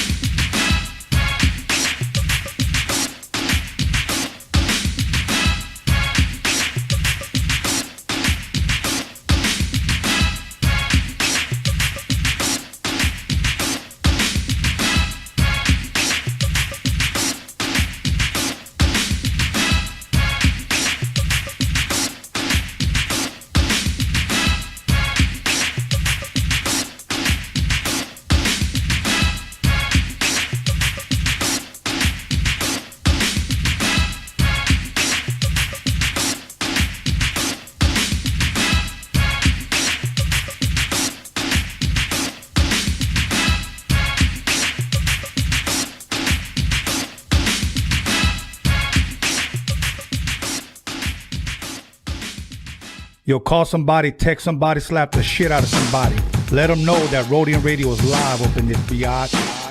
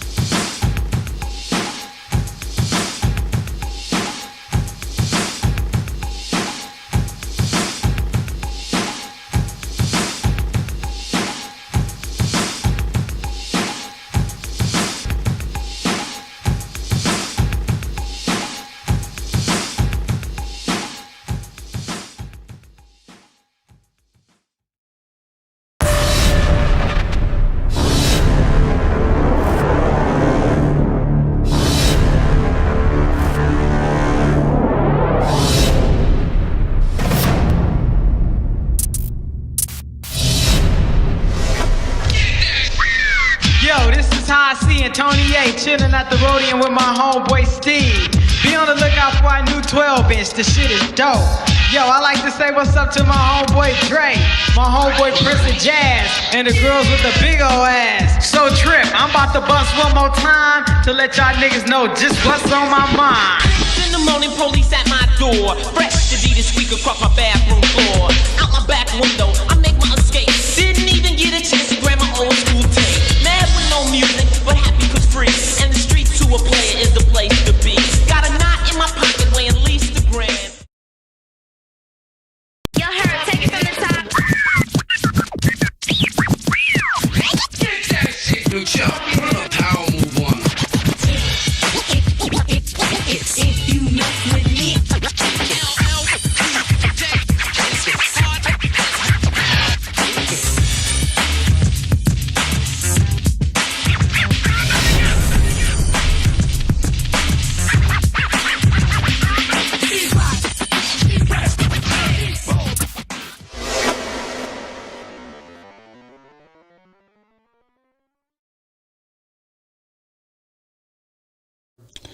Welcome back, everybody, to Roadium Radio episode 157. And before I introduce my special guest, let me go ahead and say something that I should have announced from the very beginning of the show, but I'm going to announce it now. And a rest in peace to Mario Gonzalez of Alameda, Angel Hernandez of San Diego, and Adam Toledo, or some people say Toledo, from Chicago. Rest in peace to them three. With that being said, you know, sometimes it's very, very hard to talk about that because it's unfortunate that these men lost their lives. So with that being said, once again, rest in peace. But you know what? Before we get into my special guest, once again, Freaky Tales will be on this Friday, and I have a special guest for that one. Once again, if you want to submit your music, roadiumradio@gmail.com with videos and a short bio. Once again, if you want to order the mixtape downloads or if you want to order a shirt, DOCUMIXERY.com. So with that being said, once again, all the way from Santa Maria, DJ Dominator. How you doing, brother? Good, homie. Thanks for having me, man. You know what? Again, number three. Number three. Number okay. three. And I want to talk about the first time you were here. This is episode 157. Okay. And the first time you were here, that was episode 35. That was 35. 122 episodes ago. Damn. Yes. Then the second time you were here with Rebel. Much love, respect to Rebel. You were here right there. Yeah. Central Coast Click. Central Coast Click. Yep. You were here episode 57, 100 episodes ago. Damn, of one straight 100. Yes, straight 100. I like numbers like that. Yeah, exactly. So now you're back. Even numbers. I like yes. That. I like even numbers like that. Now, let me ask you this. Before we expose and reveal what we want to talk about, we're going to say that towards the end, so they got to hang on. Okay. Okay. Because it's very important that we do that. Exposure needs to be anticipated. So with that being said, how was your drive over here? It was cool. It was nice. Yeah? Yeah. We were listening to some funk and some oldies on the way over here. Nothing else, just funk and oldies. Funk and oldies. I like to throw, rap and hip hop in my playlist every once in a while, but I was just in a funk and oldies type of mood.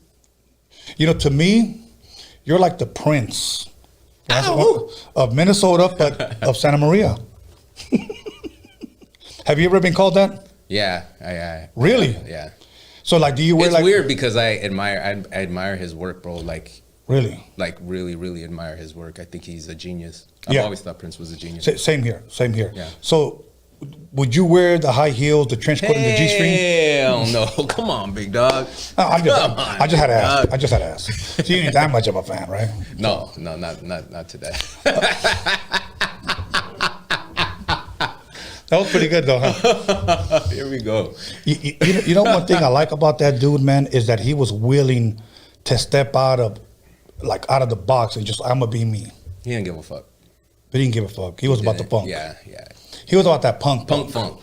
That's right. Punk funk. Yeah. So if you guys don't know what that is, look it up. So I just happened to be going to your house over the weekend, and we went to go eat at some Marisco's place or Mexican restaurant, and we had the Andy Ruiz fight was on. We didn't get to watch it, obviously. Yeah, no, we didn't watch it. Did you watch the highlights at all? No, I didn't even watch the highlights. Nothing? No, I didn't see nothing. I do. I watch everything on my phone now. But, even though I have a big-ass 75-inch TV, I'll probably watch TV maybe once a week. they have links that you can just watch the whole thing now. You don't even have to pay pay-per-view or none of that shit. Yeah, a lot of people use the Fire Stick. Do you use the Fire Stick? Yeah. Yeah, actually, yeah. My mom and dad have the Fire Stick. I don't even watch TV on my pad. When I visit them, that's usually when I'm watching. Okay, what does Dominator watch when he wants to watch something? I like to watch music documentaries. Okay, and that's mostly what I like to watch, or scary shit. But I like music documentaries the most. Okay, let's talk about music. Like, my favorite one so far, I have to say, has been the Quincy Jones one. I don't know if you saw that. No, that was a good one. That was Okay. a real good one. Bro, what is my favorite documentary? I think the last one I watched was like I was telling you a couple of days ago. The last one I watched was the Aretha Franklin documentary. Oh yeah, yeah. It was a very interesting documentary. She's like I was telling you. I don't care who gets mad. She was being kind of a bitch on the episode. On the episodes, I was like, she's a genius. Don't get me wrong, she's a genius, but she's a fucking diva as fuck. Yeah. Well, you know what? You know the sad thing is that most artists that they know the show doesn't go on without them, so they throw on that diva personality like leverage. Yeah, leverage. Yes, yeah. Like say you're supposed to go on at 10 o'clock. Shit, I'll show up at 12. Yeah, that's fucked up. And I've been with artists like that, dude. And then when they get there, you know, they're like, I want some weed. Go give me some weed. You know, I want a couple of bottles for my entourage. And then they end up going on around 1:30. You know, so I've been around those divas, and that's why, believe it or not. Yeah, but she did some fucked up shit. Like she burned her sister like twice, like her own flesh and blood. Her own like, that sister. type of shit. Not some fucking just straight diva shit. Like in the family type shit. Like you don't do shit like that to your family. Wow. Well, you're not supposed to anyway. But some people have, bro. Yeah, some people don't care. I could never do that, but yeah, some people just don't care. Yeah. What about? Did you ever watch the Parliament one? Oh yeah, that was dope. See, it was dope, but I'm gonna tell you what I didn't like about it. The disappointment of George Clinton being a fucking thief. Besides that, okay, you look at the Quincy Jones one. I thought it was put together fucking great. Oh, right. The quality of it. The quality. Come on, bro. I mean, those guys are legends, bro. They deserve that quality. Yes. Yeah. And they didn't get it. Yeah. So put that aside, because I remember I was interviewing Code 187 from Above the Law here, and he's the one that told me about it. So I went and checked it out. I believe it's on Amazon. It was a good documentary. Yeah, it was a good documentary. Full of information. But nobody had nothing to say nice about. No. I mean, if that's the way it was, but why? Be honest about it. Right. Be honest about it. It was interesting to me. It was sad, but it was it was very interesting to me. Now let me speak to, if some of you legends are out there watching, eventually, just like George Clinton, somebody's going to come out and expose your ass. Yeah. Period. Yeah. You know, because after a while, nothing stays hidden. Yeah. Exactly. Yeah. Because, you know, you might have a couple little things that might be able to, but some people, you know, like, you know, what do people do on Instagram now? I'm going to expose your ass. You know, I'm going to go ahead and say this and say that. And, so, you know, and like, believe me, you know what? Wise up and chill, because people For everyone that has a secret, there's always someone willing to expose it. Yes. That's just the way the world is, bro. Now. Yeah. More than ever. It's always been like that, Yeah. but now it's you know, like a magnifying glass. And I'll tell you what sucks is when good people pass away, and then all of a sudden some ratchet ass hoochie, I was his lover. Oh. you know, like next on Maury or on Springer or you know, it's like, stop. Yeah. You didn't say that when he was alive. Yeah, you could have kept that to yourself. You know. You could have let his family be happy. Yes. But no, I'm coming out. I'm like, yeah. Okay. Yeah. All right. And most people just do that for money, for clout. Yeah. You know. Yeah, for sure. And things changed. But now, what's another good one? Because I like to watch a lot. You mentioned scary shit. Give us a couple. I like classic scary movies, bro. Give us a couple. I like classics. I liked the Poltergeist. I mean, it wasn't super scary, but it was good. Yeah, it was good. It was a well-made movie. Yeah. I watched it recently, and I hadn't watched it since I was a kid, and I was just tripping out on it. I was like, this movie for its time and them not having the special effects that they have now. You know what I mean? it wasn't all about the special effects, and it was about the story and how they could keep you on the edge of your seat. It wasn't really the special effects keeping you, you know, and keeping your eyes on the television. Right. It was the story they told, and you know, just the way they put it together was like a real good flick. Wow. You know what I'm saying? No, that was a good movie. Like now, it's all about the special effects and this and that. Oh, not only that, the music. The music is everything. Also with the movie, you know, like you things, scared me right now. You know, when things happen like that, like you know what I'm talking about? Yeah, no, I know. The music without. Think about a scary movie without the music. I know. Suck. Yeah, it would suck. It would suck. The music sets the mood and keeps you. Why were movies back then? If we have more technology, at least in my opinion, we have more technology than we have more. Why was movies so much scarier and better back then than today? Like I said, because a lot of people now, a lot of movies now concentrate on the visuals and the technology, and they I think they what's the word? They depend on that to pull a movie in, and their budget on how much money they have and what effects are going to be there and what actors they're going to have versus the story being a great story. And you know which movie scared me when I was a kid, believe it or not? Now, to me, this was a scary movie. Jaws. It was. Oh, I think it scared a lot of people that made them not want to be in the ocean. That's what I mean. It was scary. Like, I mean, I remember as a kid one time. And it's simply made too. It's not like some crazy. I'm sitting in the toilet taking a dookie, and I look down into water, and I'm afraid something's gonna come out. I take a bath.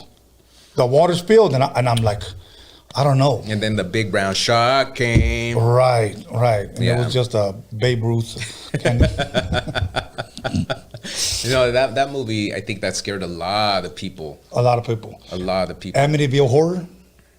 Did you like that one? Is that the one with the house? What's his name? It was old one. What was his name? I don't even remember his ass. With the No. Which one is that? That's Psycho. That's Psycho. Yeah. Amityville Horror. It was supposed to be Amityville out there in the East Coast, but supposedly it was a true story. That was a good movie. I don't think I've ever seen that. What about the original Carrie? Yeah, that one was another good one. Yeah, that was another good one. Yeah, so like okay. The only movie that really scared me, and I'll be honest with you, ever that has ever scared me a whole life was. You'll know. I know you know. Okay, tell me. You'll know. Go ahead. Say The Exorcist? Yes. Same here. Yes, that's the only movie. I mean, I know it's cheaply made or whatever the case is, but it's because I feel like it's on some real, it's supposedly a true story. Yes. You know what I'm saying? And when I think about it being a true story and I'm watching it, that freaks me out. I don't like the demon shit. Me neither, bro. Me neither. I mean, who wants a girl saying to you, "Fuck me"? Yeah. You know what I'm saying? Yeah. That's the only movie that has freaked me out. That one too. That one freaked me out. But I'm gonna tell you another one that freaked me out. And that's the only one that has ever freaked me out. The rest of them, I think I was desensitized and started watching those movies since I was little. Mm-hmm. So because of that, they're numb. I'm gonna tell you another one that freaked me out. Texas Chainsaw Massacre. The first one. That one scared the hell out of me.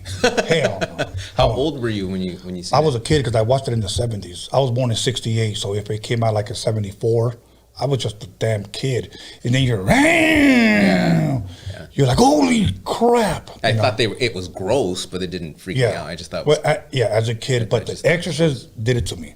Because back then we had a cheap bed and you lay down, so when you move around, you hear a spring go boing, you're like...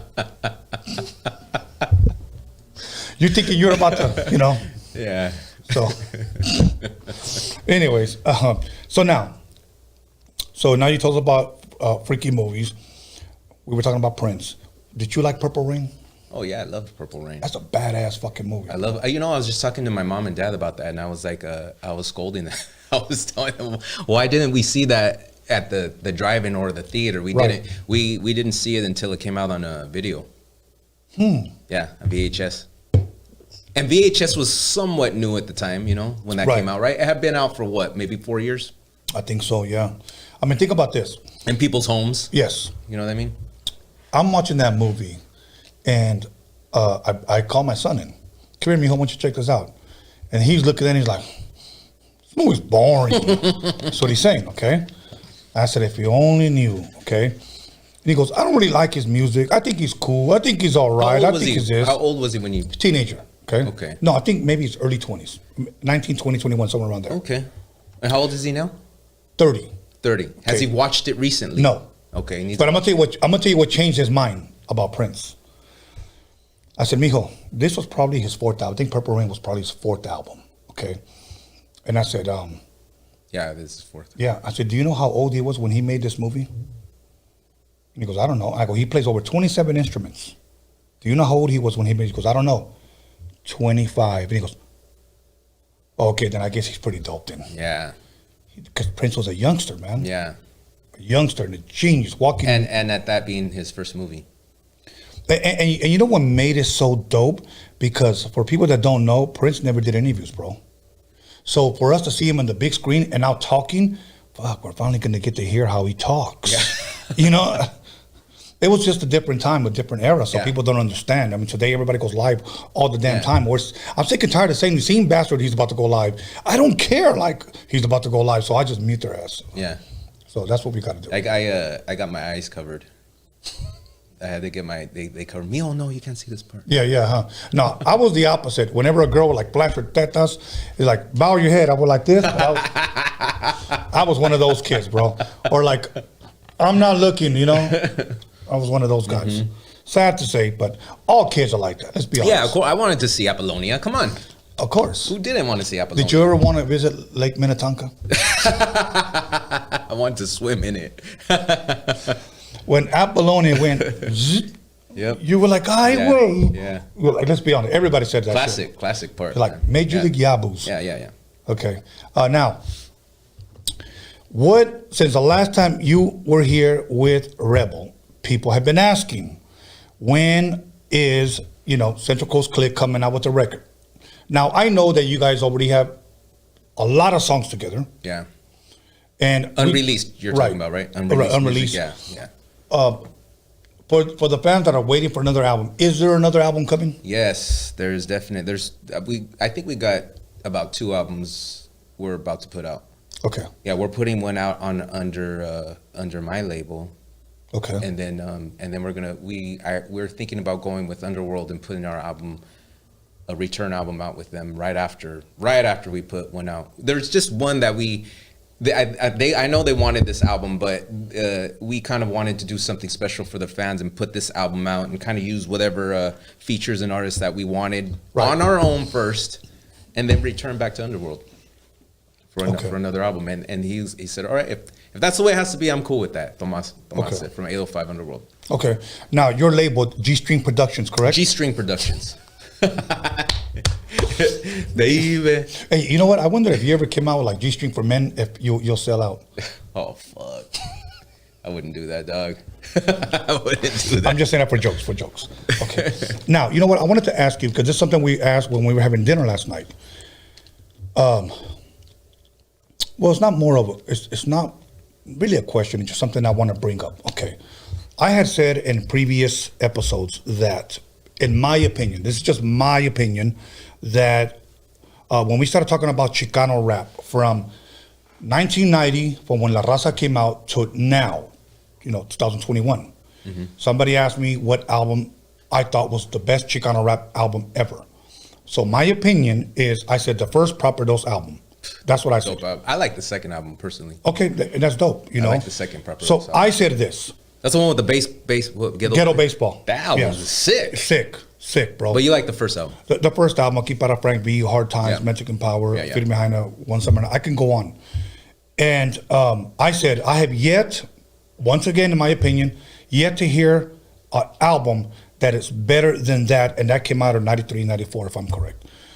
I have yet to hear a Chicano rap album that is better than that since that came out.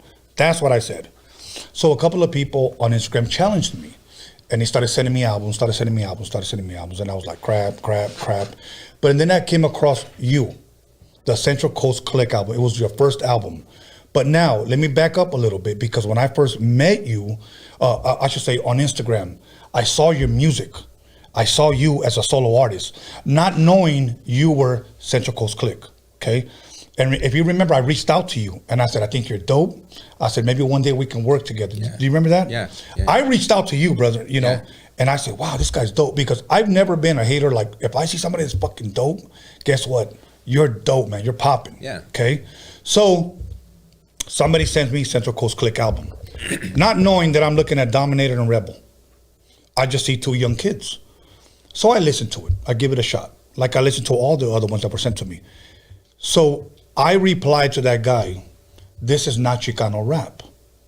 That's what I said. So I brought that up to you yesterday, and I said, I didn't consider you guys Chicano rap because I thought, respectfully, you guys were in your own lane, and I didn't want to put you under the umbrella of Chicano rap. I just thought that was dope, but I don't consider that this. Dope music.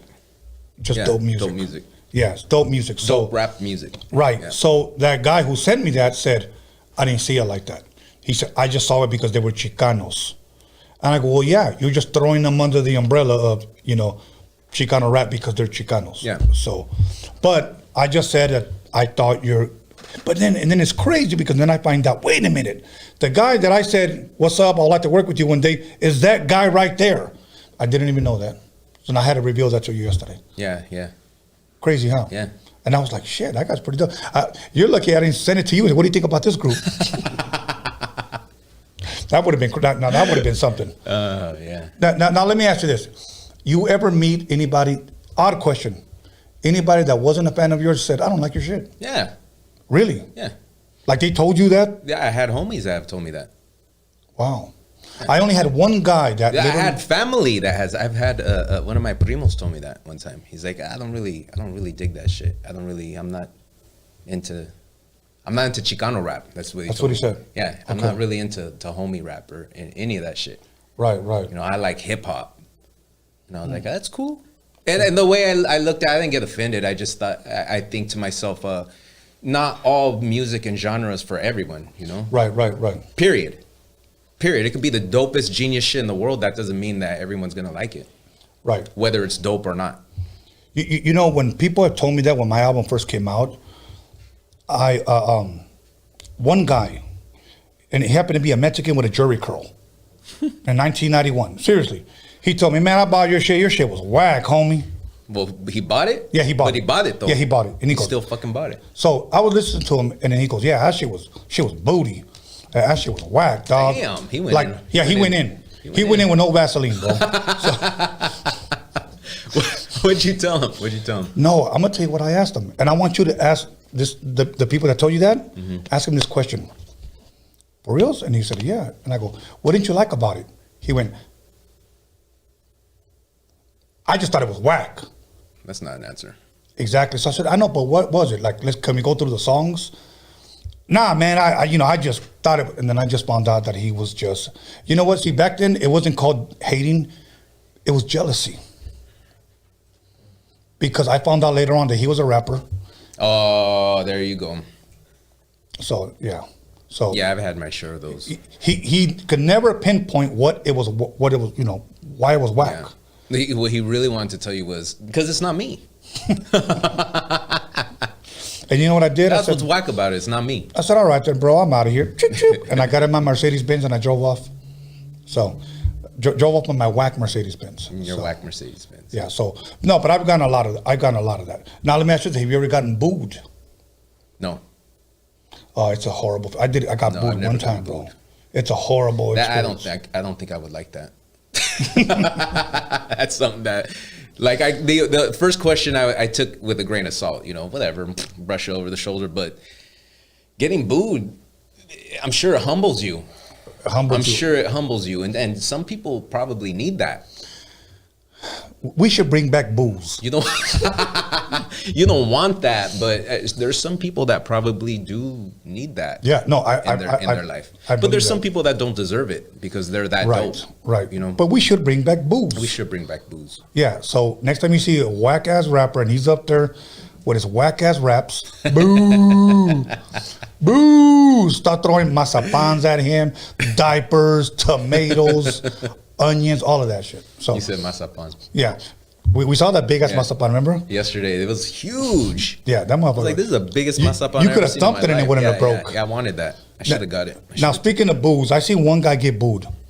Literally. And you know what he did? He was smart. I'm giving it away. So, but do this if it ever happens to you. He booed back. Boo! He said, you guys are whack all these. Boo! Oh, damn. And you know what? They stopped, they laughed, and he continued. Wow. So try that. That's pretty genius. It is. Yeah, I It like is. that.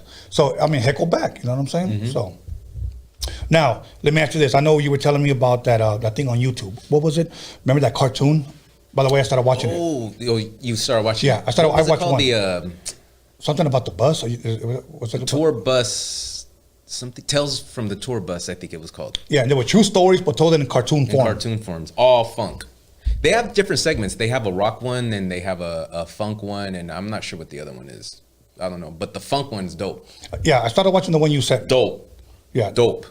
That- They have a James Brown segment. They have the Time segment, Prince's group, the Time. They have a Rick James segment. They have a what was it? What was the George Clinton segment? And what was the other one? Do you remember? No. They're all fucking dope though, dog. Yeah, you can find them on YouTube, correct? I could sit there for hours and watch them. They're hilarious. And the narrator is the dude that does the voices for Beavis and Butthead. I don't remember his name. But no, He's the narrator though. The one I was watching was dope. Remember the one where they took the wrong turn and they zombies? Shit is hilarious. Yeah, no. If you guys like funk, if you like, it's some good shit. Now, let me ask you this. We got a couple of minutes before we go to Yeah, that commercial. went by fast. Yeah, I know. What have you been doing since your last interview that we had here? I think it was episode. Damn, I just said it. But hold on, let me look it up. 100 episodes ago. Yeah, episode 57. 100 episodes. 57. I mean, I need to bring this up because a lot of people have been asking me and they've been on my ass about it. Okay. And I know you can help me answer this. CLS. Cali Lifestyle. Okay. Yes. You have put me in contact with them on several occasions, correct? Yes. And all due respect to them because I want them here. I'm going to talk about them right now too. Okay. And what happened was I've called them. I think one of the guys was Trey, if I'm correct. TJ. TJ. And I talked to them, but both times, because due to Corona, they just didn't want to come. So I had to say that in front of you because people have been on me. When are you going to get them? When are you going to get them? When are you going to get them? We'll get them in soon. That's what's going on. So at that, I am producing their next album, the whole album. That's dope. Under Silent Giant Records. That's dope. T-Drain Deluxe. And we were ready. The last single that we did, I had sample, or not even sample, I replayed the Sounds of Time from SOS Band. Mm-hmm. Remember that one? Yeah. Hard 808 drums. Dope as fuck. Super really? dope. So have you started already? Yeah. Yeah, I think we're about four songs deep already. Okay. Yeah. Yeah, because I had given them dates on 2 different occasions, and I know, hey, look, everybody, some people take, coronavirus serious, some people don't, some people are like, about it, but they were taking it serious. They just you gotta respect. You gotta respect whatever they're. So fans, please respect that they didn't want to come out. They'll be here. Yeah, and there were other groups. There was another group that they mentioned. I don't recall what other group.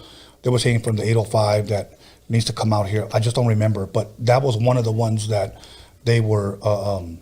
They laid the platform out there for the rest of us. Yeah, they were right before we came out. Before really? Central Coast Click came out. Yeah. And you know what? A lot of people, they got a lot of fans, bro. Yeah, hell yeah. Now, that's Silent Giant. Is that their label? Silent Giant is their label right now at the moment. Yeah. Okay. They originally came out on the Underworld 805. Was the first. Right. With the Mexican Invasion was the name of that album. Yeah, everyone knows what that is. Everyone is. That's a dope name too. They had sampled what is that? I know. It's on the tip of my tongue. Lost. Well, the name of the song is Lost. When I get lost. They sampled that. Mm-hmm. And right now on TikTok, it blew the fuck up. I think, what's his face? What's his name? Dog face. Okay. He had put it on his TikTok and it blew, just like the Fleetwood Mac song. Remember he did the Fleetwood Mac with the fucking skating and the juice and all that? The juicy shit? juice. Yeah, that's dope. Yeah. I'm glad he made it the way he did, bro. You know which one I like better than that? Dope. Which one? The Michael Myers one. Did you ever see that one? No. Michael Myers is behind a pickup truck and he goes like this, and then you see the person fall. Because I'm a big Halloween fan, so I like that one. So, but much love to Dogface. You know that we. Oh, he had put the Lost song on his thing, and that went viral. We had booked them for this show. Okay? Really? Yes. When that's just took off. He did the first time he was here with Dr. Green Thumb, B-Real and them, and they contacted us through Instagram, and they wanted to book him on the show. But the thing was that he could only do it like on a Thursday. That's all he had open. So we said yes. Then he said, what time's good for us? So we were saying 6, 7. He said, no, he'll be gone by then. Can you do it at 10 or 11 a.m.? Oh. So that was kind of hard for us. And that Thursday, I had so much going on. But you know what I did? I cleared my schedule, and I told my boy, let's just do it. Okay, let's just do it. And then they fucking call us back and cancel. Oh. So it wasn't meant to be. It wasn't meant to be. Hopefully, maybe sometime in the future. Yeah, exactly. Yeah. So with that being said, we're going to go ahead and take a break. We're going to come right back. And I bet you people can't wait to see what we're about to expose and say. We're going to reveal. Yes, it's time to reveal. It's time to inform you. Let the curtain down. Yes, absolutely. With that being said, make sure you call somebody, text somebody, slap the shit out of somebody, let them know that DJ Dominator is in the motherfucking building. Texas, Santa Maria, stand up. We'll be back 10 minutes.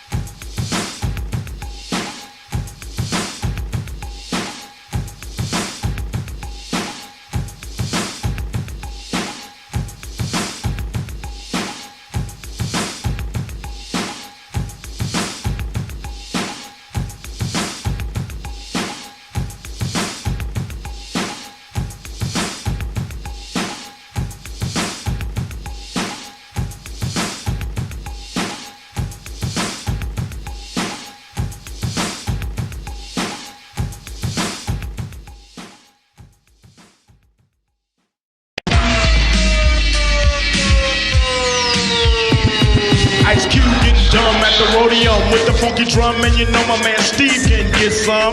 With a fool like Tony A when he plays stupid dope shit by WA. You wanna spray? Dumb motherfuckers, no doubt. And sucker DJ, get the fuck out. Tony A. What did you say your name was? What did you say? Tony A. I have won 1 million battles. Lights, cameras, action, sound. Give me that mic, I'm about to go down. Thinking of a master plan.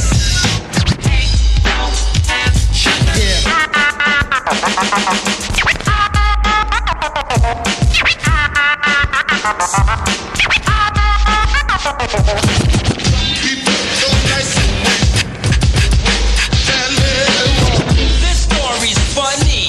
I met this girl and she had money.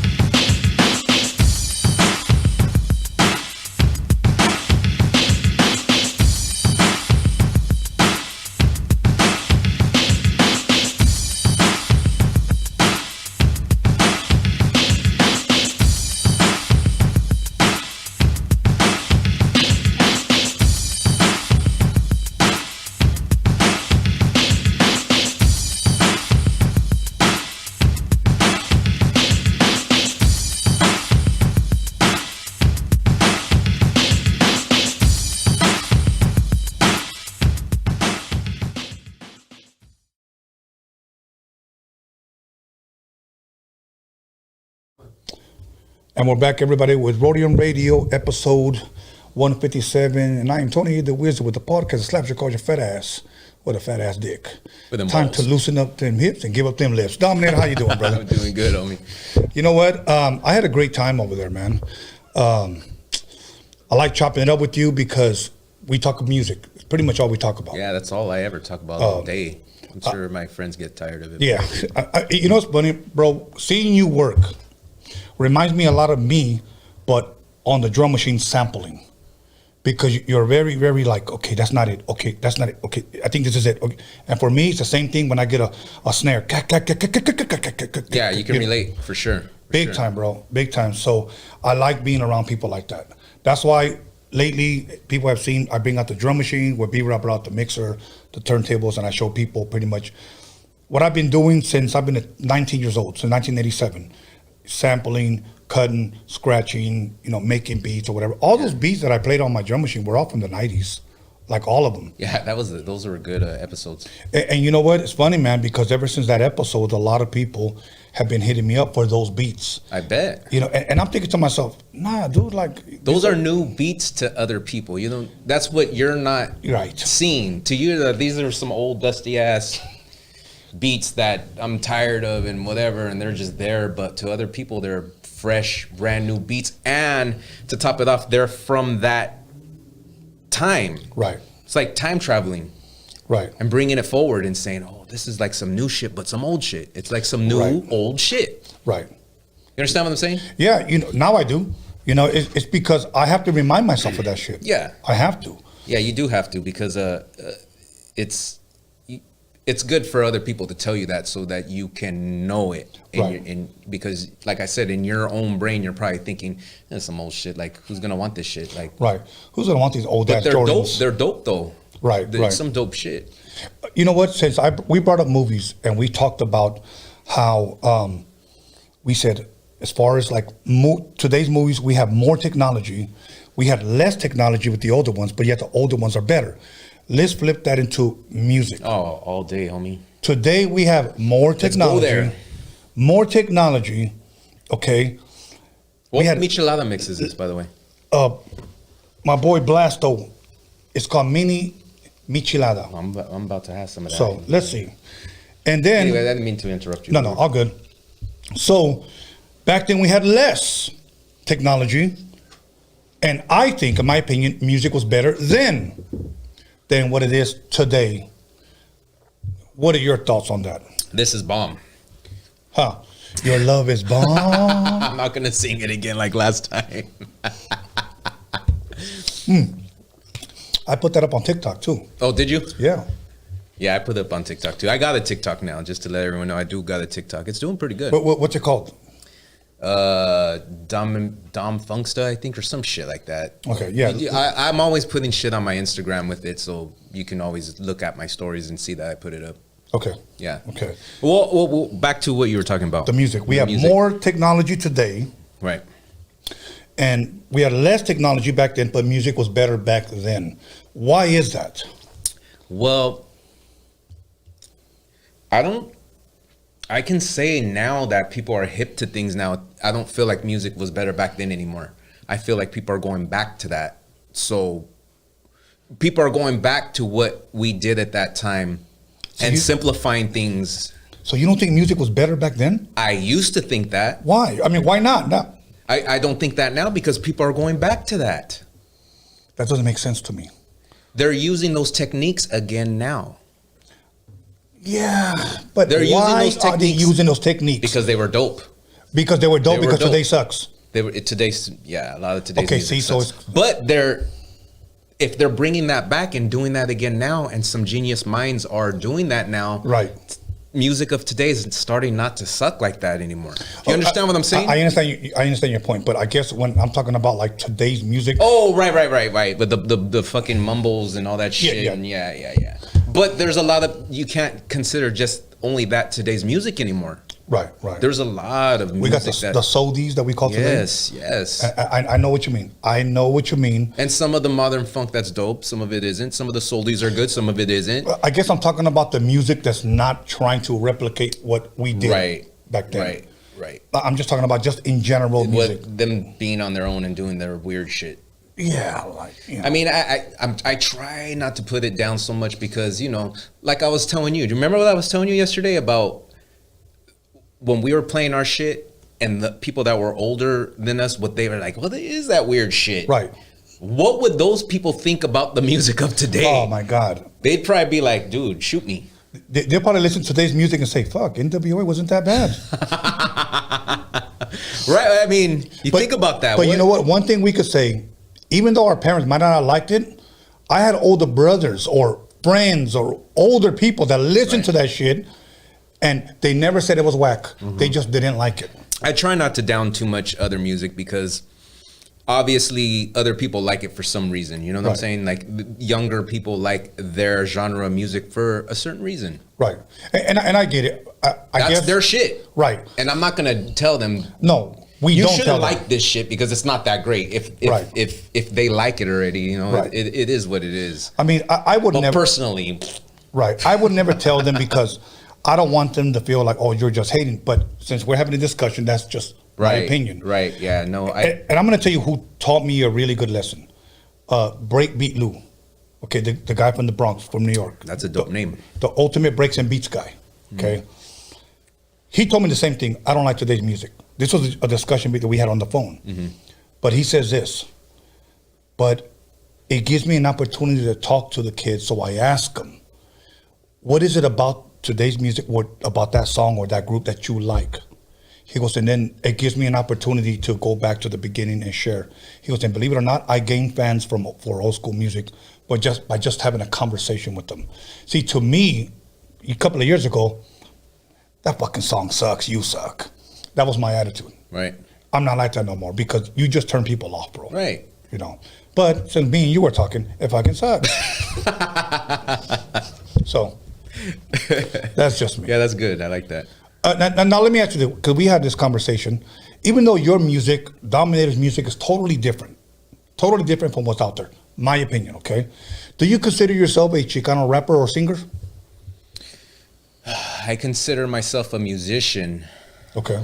You know, and a singer, and I consider myself all of that. All of it. I have a piece of all of that in my career. Okay. All of it's there, you know what I'm saying? So I don't disown any of it. I embrace all of it.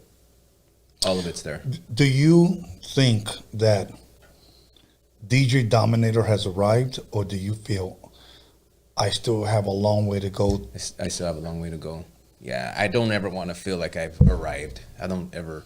I might fuck around and say some shit like that, you know. I've arrived, but I'm the GOAT. Yeah, no. I don't ever want to think in that way, so that I can always want to get better. I can always want to, you know, keep creating. I don't ever want to feel like I'm just there, because at that point, that's to think that way. You're being cocky already. You're already not on the earth anymore. You're somewhere in the stars, enjoying looking down at the earth. Whatever the fuck they're doing. No, you know what? And that's good, because I've known rappers, platinum rappers, that their songs are 30 years old. Today, they still think I'm the GOAT. I have arrived.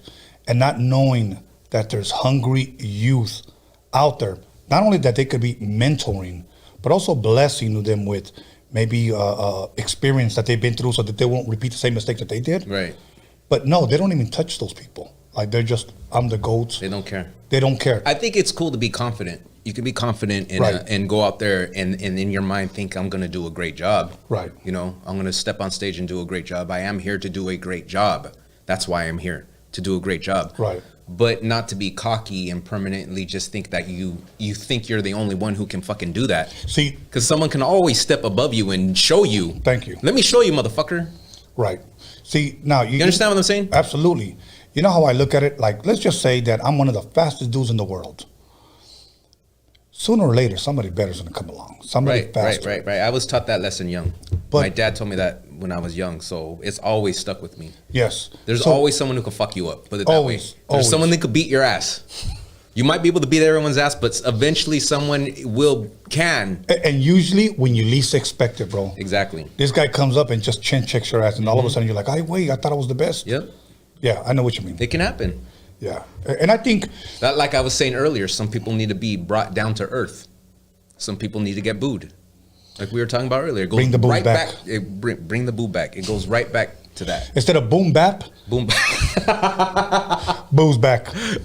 Yeah, booze back. I really feel that way though. I live by that daily. Yeah, you know what's funny, man? Because I've had people that have told me this, and I'm being 100 with you. You fell off big time, homie. That's what they told me. Damn, you got people that go in on you, don't you, homie? Yeah. But you know what? I always got to come back, bro. I always got that left hook. So, you know what I told them? And this is the God's honest truth. I said, I never thought I fell in. And that's the truth. I never thought I fell in. I said, but thank you for your kind words. Yeah. You know, I was only playing big dog. No, you weren't. Yeah, no, that's a good way to come at it. And that's true. You know what? I never really thought I was that in the first place. Yes. But thank you. Yeah, exactly. So obviously you must have thought I was something for you to come up to me and tell me I fell off. That's a good comeback. But you're sharp with your comebacks. I had a lot of experience. Yeah, I'm not really sharp with my comebacks. Well, I practice a lot in the mirror. So like, okay, let's talk about groups. Here we got, I'm going to ask you a question. Cameo or Barcades? Ooh, you're a dick for that. I like them both, but if you had to choose, homeboy, and I'm going to sip or whatever, or little sip. I want to say Barcades because they're, man, and I don't want to offend anyone, but they're more on that funky side a bit more. I mean, you know, Cameo, they do have that.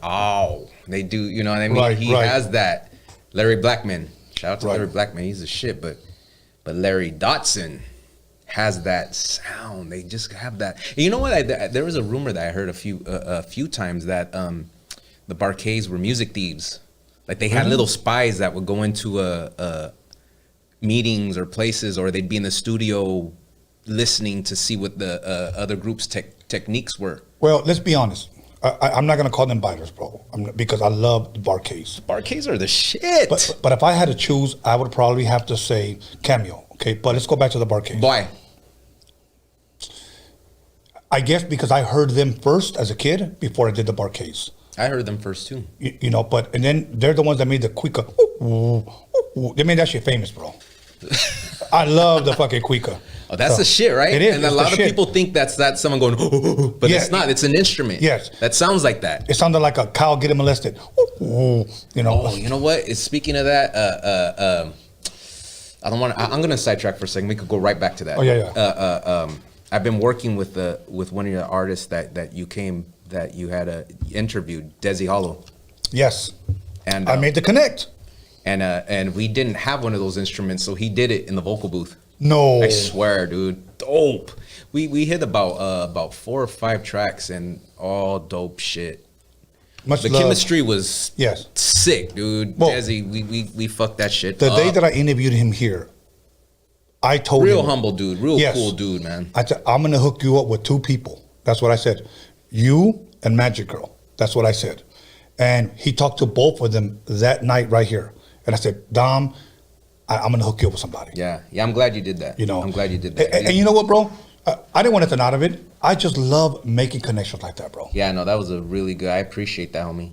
He's dope. He jumped on my shit. I jumped on his albums. So we jumped on each other's projects. He's dope, bro. Yeah. He's dope. Yeah. Anyway, back to the Barcades. Back to the Barcades. Back to Cameo. Barcades, I believe, on one song, bit some music. Rick James. Rick James. Ricky Behavior. Because they have that sound. They also, if you listen to some of the earlier songs from Barcades, they sound like Earth, Wind, and Fire. One of the songs sounds like, what was it? What was the song by Earth, Wind, and Fire? I don't remember what song. Do you remember Chuco? Shout out my homie Chuco came with me, drove with me down not here. Chuco from Boulevard Nights. No, right? not Big BGB, okay. Chuco. Big 1-3. Big 1-3.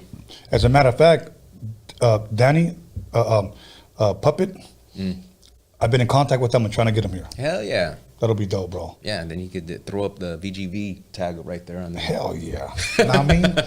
But yeah, one of the songs sounds like a Earth, Wind, and Fire joint. I don't remember what joint it is. We'll have to play it. You know what's okay? What when is we're done? We're gonna listen to some if music. you had to What is your favorite Barcade song? If you have to, I'll tell you mine, and I'll tell you why. Tell me. Because I DJ'd my very first gig. I was in 8th grade, and I borrowed my brother's records, and I DJ'd our noon dance at a junior high school. And what year? I don't remember the damn year, but I was like 12 years old. Well, how old was the song? When It was you brand played? new. Oh, was it? Oh, okay. It was brand new, so we could look it up. Do It by the Barcades. Oh, that was like 80. It was down there. Do It was 83? No, 82. So somebody look it up. Do It by the I Barcades want to say release date. 82. Mercury. Right. And I Mercury played it, record. and I got everybody dancing, bro. I was like, yes. Yeah, Do It's the shit. So I started DJing early, man. You know what? We had one turntable, we had a mixer with a round fader and a cassette deck. So I transferred all my records on a cassette, and I had my records right here. So when this song was almost over, I just pressed play. You know, when this song was almost over, you know. Did you ever, when you were playing a cassette, did you ever mix into your vinyl? No, From well, blending? No, like a jam's playing on the tape, and then you find the beats per minute and then blend to your vinyl? The vinyl into the cassette, never the cassette into the vinyl. Right, It of was course. hard. Of course Yeah. not. Who wants But- to try to queue up the Yeah, the a couple tape? of times. I'm not gonna lie. I'm not gonna try to sit here and say that I was a dope ass DJ back then, because a couple of times my mixes sounded like the horse track races, Yeah. or like a pair of shoes in the dryer. You know what I would do when I didn't have let's say I couldn't find something on vinyl and I had it on tape? That's how I would start my set, with the tape. And then go to vinyl, then go vinyl, and then I'd find a time where I didn't have to blend and start another song on tape. Then go to vinyl. You know, Yeah. you get what I'm saying? Yeah. Did you guys find the year? 82. Wow. And mine is it's a toss up for me between Night Cruising and She Talks to Me With Her Body. She Talks to Me With Her Body was the shit. Yeah. I'll tell you, when I used to cut up as a DJ, Sexomatic, the remix. I used to love that shit, bro. That's like my least favorite Barcade song. No, I love that song. I fucking hate that song, dog. He said I don't know what it is. I don't know. I'm sorry, dog. I don't know what it is about that song. It's irritating, dude. I love Sexomatic, automatic. Like, I don't give a shit. I like it. fucking song. I'm gonna tell you another one that a lot of people Yeah, but didn't. I'm being honest with you. Yeah, I know. I'm not getting mad. I'll tell you another one that I really liked that was never on the Prince album. Irresistible Bitch. That was the shit right there. Ding, man. with the bell at the beginning. They used that in a Slow Love, Doc Box and Be Fresh. Do you remember that song, Slow Love? Well, no, Slow Love is a slow song by Prince. Have you ever heard Slow Love by Doc Box and Be Fresh? It's No. like a rap joint. No. They use that ding, and Yeah. it's like a slow ass song, and they put that in there. Really? It sounds dope, dog. I gotta hear it. Yeah, you do gotta hear it. Because Prince has a slow song called Slow Love on that. Remember, I think it was Sign of the Times with Shut Up Already. Damn. Boom, boom, boom, boom, on Housequake. Housequake. And then he had Adore, that slow song. Prince is the only guy that can yell his ass off And on slow songs. and still be dope. Yeah. Fuck. Yeah. Yeah. Yeah. That was dope. Now, favorite cameo song? Please You, which almost sounds like Night Cruising. Okay, see, for me, I would probably have. No, it's not Please You. I'm sorry. It's not Please You. That's just one that I think is dope that's overlooked. Right. I need to really think about what I think is dope. Like I want to say Strange. Really? Yeah. Well, I like think Strange is the shit. Right. And you know how many people have fucking done Strange over and over, flipped it, Right. and flipped it so many times. I think Strange is dope. Even Nate Dogg did Strange like twice. Right. So I'm not joking. Nate Dogg did Strange like twice. I believe you. I know it's true. Yeah. But the one, fuck, I'm trying to remember it's Quick sampled it, cameo. Quick sampled. Remember Quick is the name? Oh, I Just Want to Be. I just want to be. That's my shit right there. Me to be. I'll tell you why. Yeah, because that is dope. That is the first time I heard a cameo, and I That is said, a dope "What the one. fuck is that?" That's the first time you heard Cameo? I think that was the first album. Think Oh, about I that. thought you meant when you heard Quick Sample. I was like, No, hell no. That would be a new booty. Hell no. But that was the first album, and then obviously Cameo's "Shake Your Pants" came out. Yeah, But yeah. I Just Want to Be. Was They my shit. They did have a lot of dope. Why Have I Lost You? That slow joint. Remember Above the Law sampled that? Of course. The second version, because they had two versions of Why Have I Lost You. The second one, let's talk about love. That one. Where he starts That's talking, you know what I mean? That's the second version. Because the first version is dope. You know what? I hear a lot of people bump oldies. You know, a lot of old school jet like Isley Brothers or In Between the Sheets. But you know which one doesn't get a lot of play? One of my favorite slow songs, bro.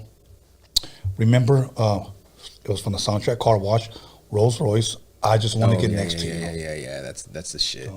Dum, Yeah. dum, Rolls Royce. I could be mopping and I want to cry. That producer is what was his name?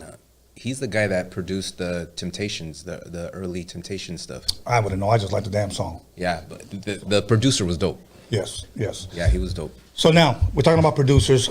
What are you working on today, and what can people expect from DJ Dominator 2021? I got a lot of things I'm working on today. A lot of different artists? I got some things I've just finished, actually. I just finished a Sarah S. album. Shout out to my girl, Sarah S. Sarah, she's been here. Like family. She's like family to me, bro. I finished up a whole LP for her, and it is disgusting. I heard the drum set you did. Disgusting. The live drums that you did? Yeah. Sick. We did like an oldies joint. Everything on tape, everything analog, live guitar, live bass, live everything, top to bottom. Threw a little bit of record hiss in there. Yeah, hell yeah, why not? You hired somebody to go. So that album will be out May 15th. Mm-hmm. That's the release date for that. You guys are really gonna want to EP hear or that. album? A whole album. Dope. Yeah, and I believe they're pressing up vinyl on her, and that's under 805 Underworld Records. See, that's another thing I want to bring up. We need to start doing albums again. Okay, I'm gonna tell you why. Because songs like Knee Deep. Okay, you know, back in the day when we had a 2-inch reel, you only had 15 minutes. So Knee Deep was about 12 or 13 minutes.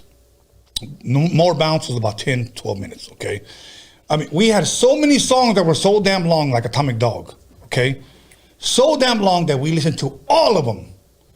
Today, music got so whack that we went down to 2 verses. 3 minutes long, 2 minutes 30 seconds. Let's be honest, bro. That's where we're at. So let's bring back good music, and let's make albums. Here is what people are doing today: single EP, single,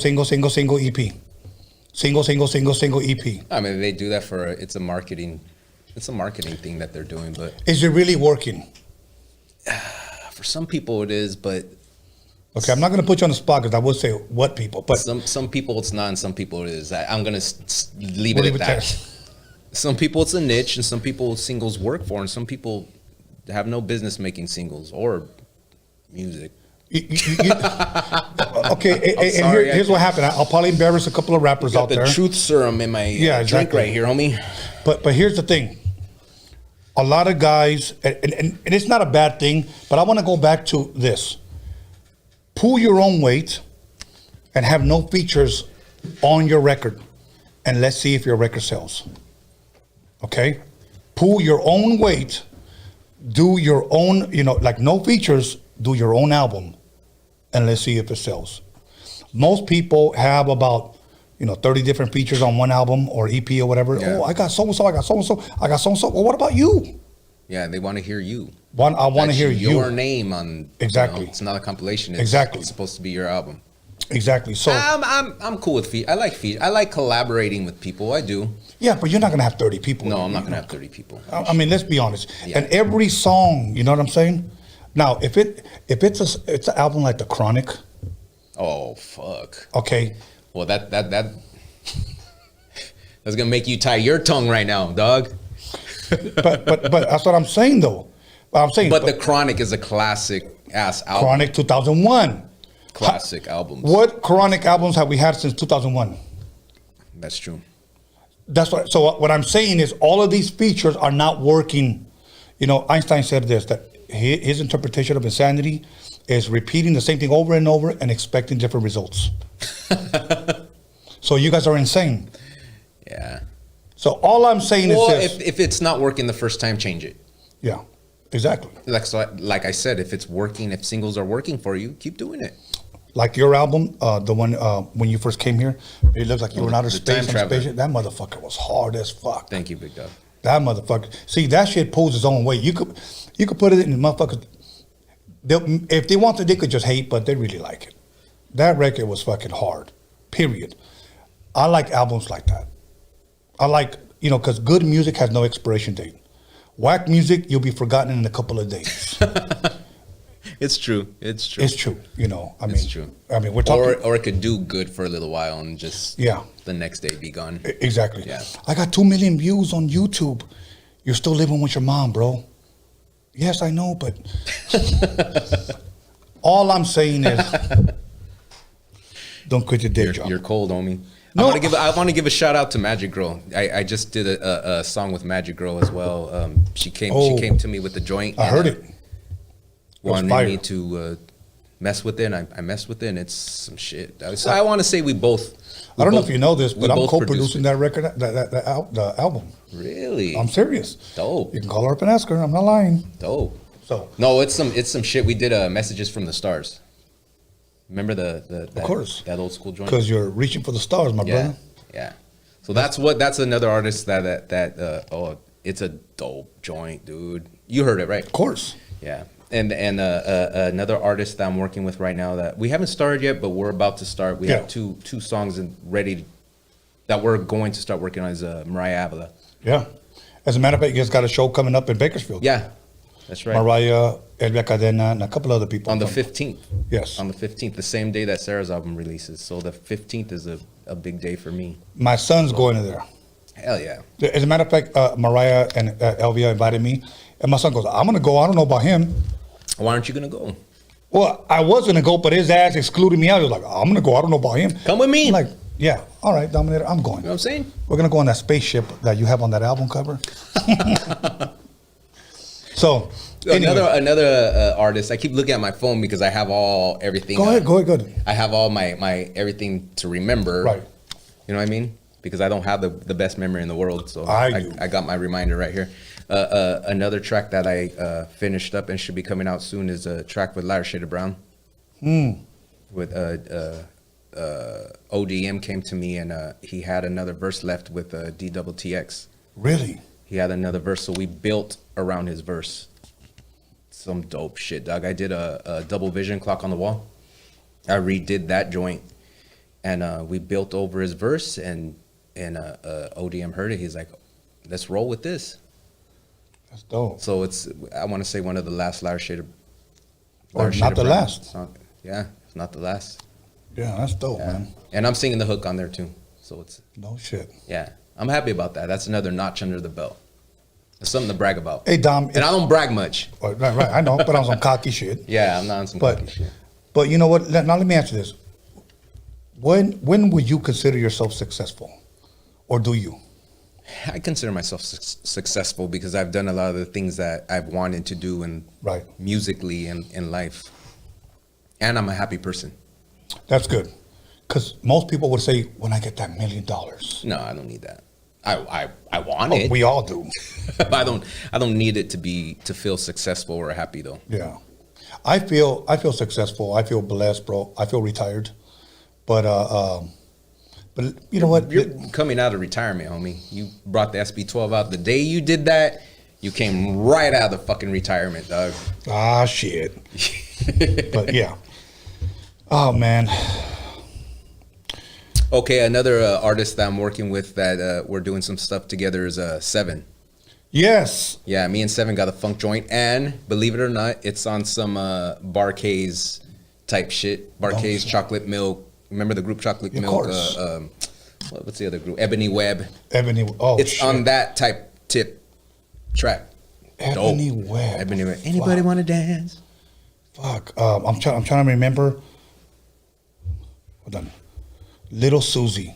No, I got the wrong group. Ebony Web. No, Little Susie is Take Me in Your Arms. That's Little Susie, right? No, I'm trying to remember the name of the fucking group. But Ozone. Ozone. Little Susie. I should have thought real quickly.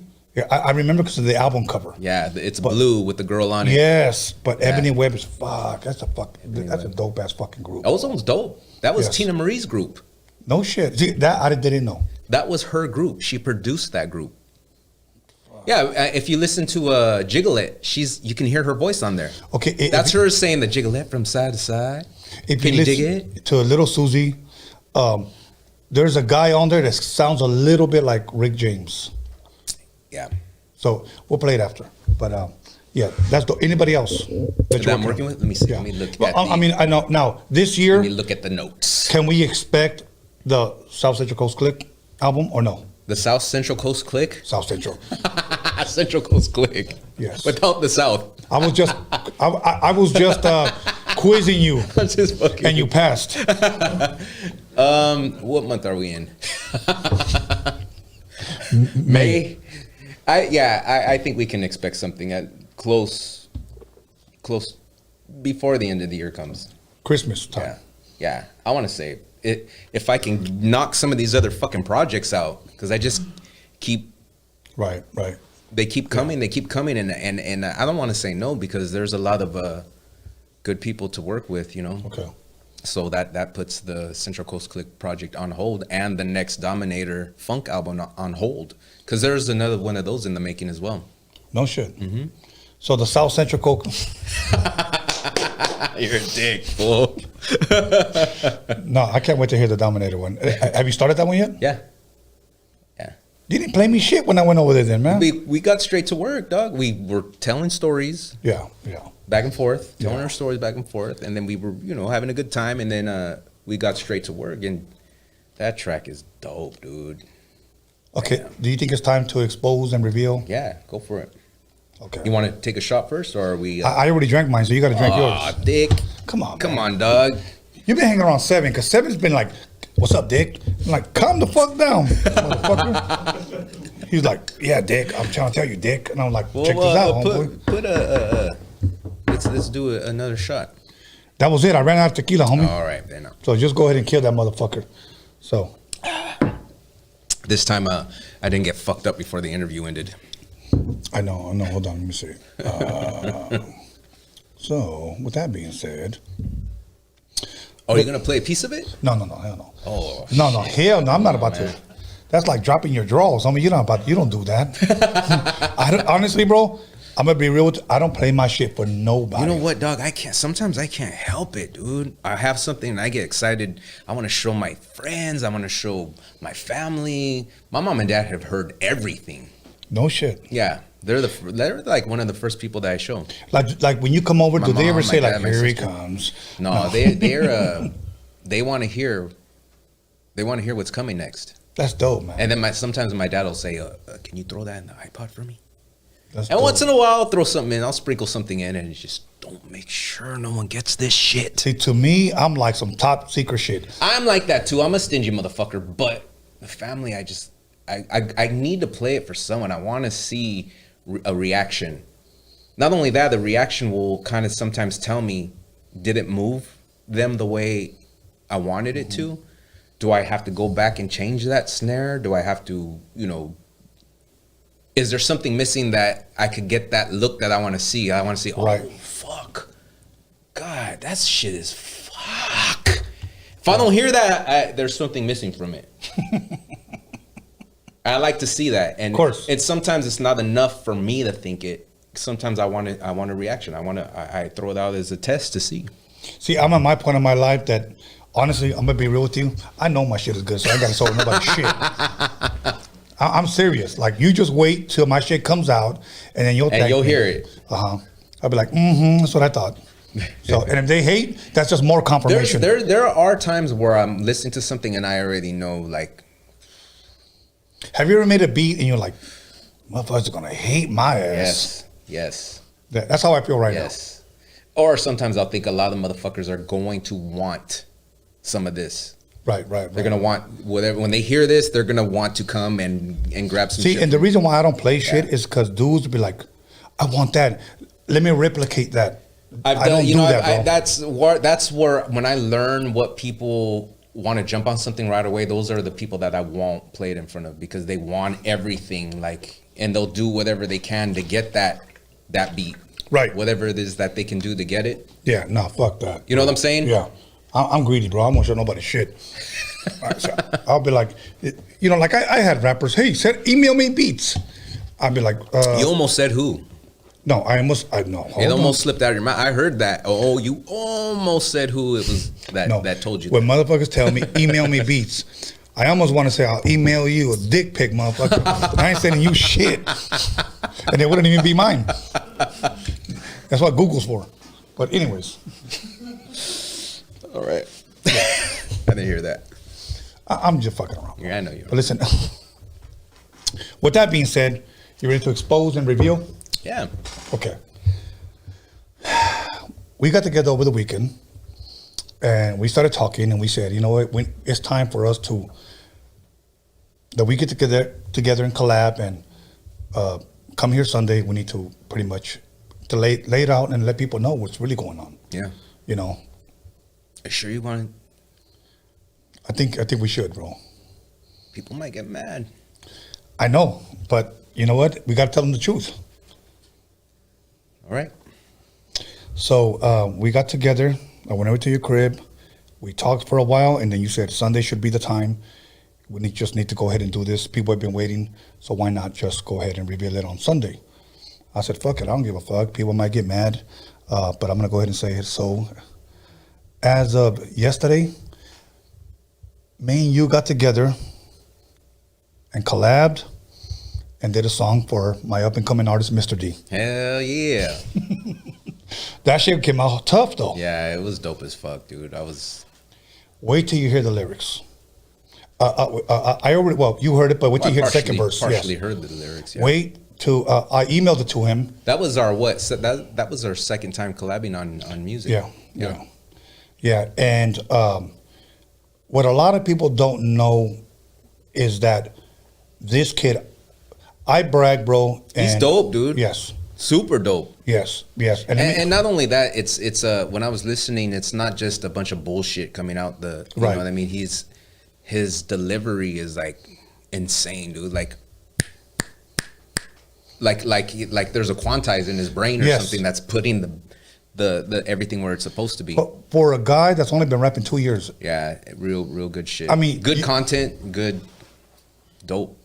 Yeah, bro. So, and again, you've only heard that one song, or the ones that you heard on YouTube. But we're gonna do that song on Thursday. We're gonna have the hook, both verses, and I'm coming to the video shoot. Yes. When we do that, 'cause that's our second single. I'm coming to the video shoot. His first video we're shooting in 3 weeks. I think 2 weeks. And I got my guy coming down. We're gonna shoot that shit. Let me tell you something. I'm gonna bring him back. We're gonna interview him and then premiere it that night when the video's ready. Which one? The second single? No, the first single. But when we shoot the second single, I want you there because we're gonna shoot the video. I already found the house where we're gonna shoot it at, and it's gonna be fucking insane, bro. Dope. So I need you there. Yeah, I'll be there. So with that being said, yeah, that's what we wanted to reveal. We're working with Mr. D. So and then, I'm gonna shoot up to your crib again in about 2 weeks again, because we got another second song that I told you that we want to finish doing. So we're gonna do that. Right after the 15th, you should come actually. Okay. Right after that show. Yeah. When you perform on Friday or Saturday? Saturday, I believe. Okay, fuck. Then maybe. Cause Sunday I got the podcast. Oh, come on, dog. Oh yeah, you got to come in. Exactly. Well, maybe I should go Friday and stay for the show and come back Sunday. Yeah. So, other than that, man. Miss your show. You guys hear him? I'm just fucking around. Come on. No. But other than that, man, we've come to the conclusion of our episode. It was a good time. Yeah, same here, bro. Every time I get together with you, it was bro. a good conversation, actually. I liked your first interview. That was a good interview. Oh yeah. Absolutely. Yeah. As a matter of fact, let me touch on something really quick. C2Six. C2Six, right? Yeah, not 666. C2Six. That's how you pronounce C2Six. C2Six. We both have a mutual friend that we know. He had did some shows with him, and I had did some work with him. The guy's name was Lordside Gangster, and I did some. We did some pretty incredible work together. No shit. Yeah, I had done some production. But how long ago was that? Christian rap. His name was the Lordside Gangster. How long ago was that? Maybe about 21. I don't remember. 2-3 years ago or no? No. He passed a while back. Yeah, rest in peace. Yeah. Oh, yeah, I didn't know that. Yeah, actually, if you get a chance, look up one of my favorite songs from us was called "Bless the Barrio." dope ass imaging, dope images, dope video, dope content, top to bottom. For me, that's like one of our favorite songs that we did together. And he reminded me of that, and I was like, oh shit, yeah, that's my boy. That's my homie. Wow. I had never heard of him, but I'm definitely going to look it up. Dude, you need to see that.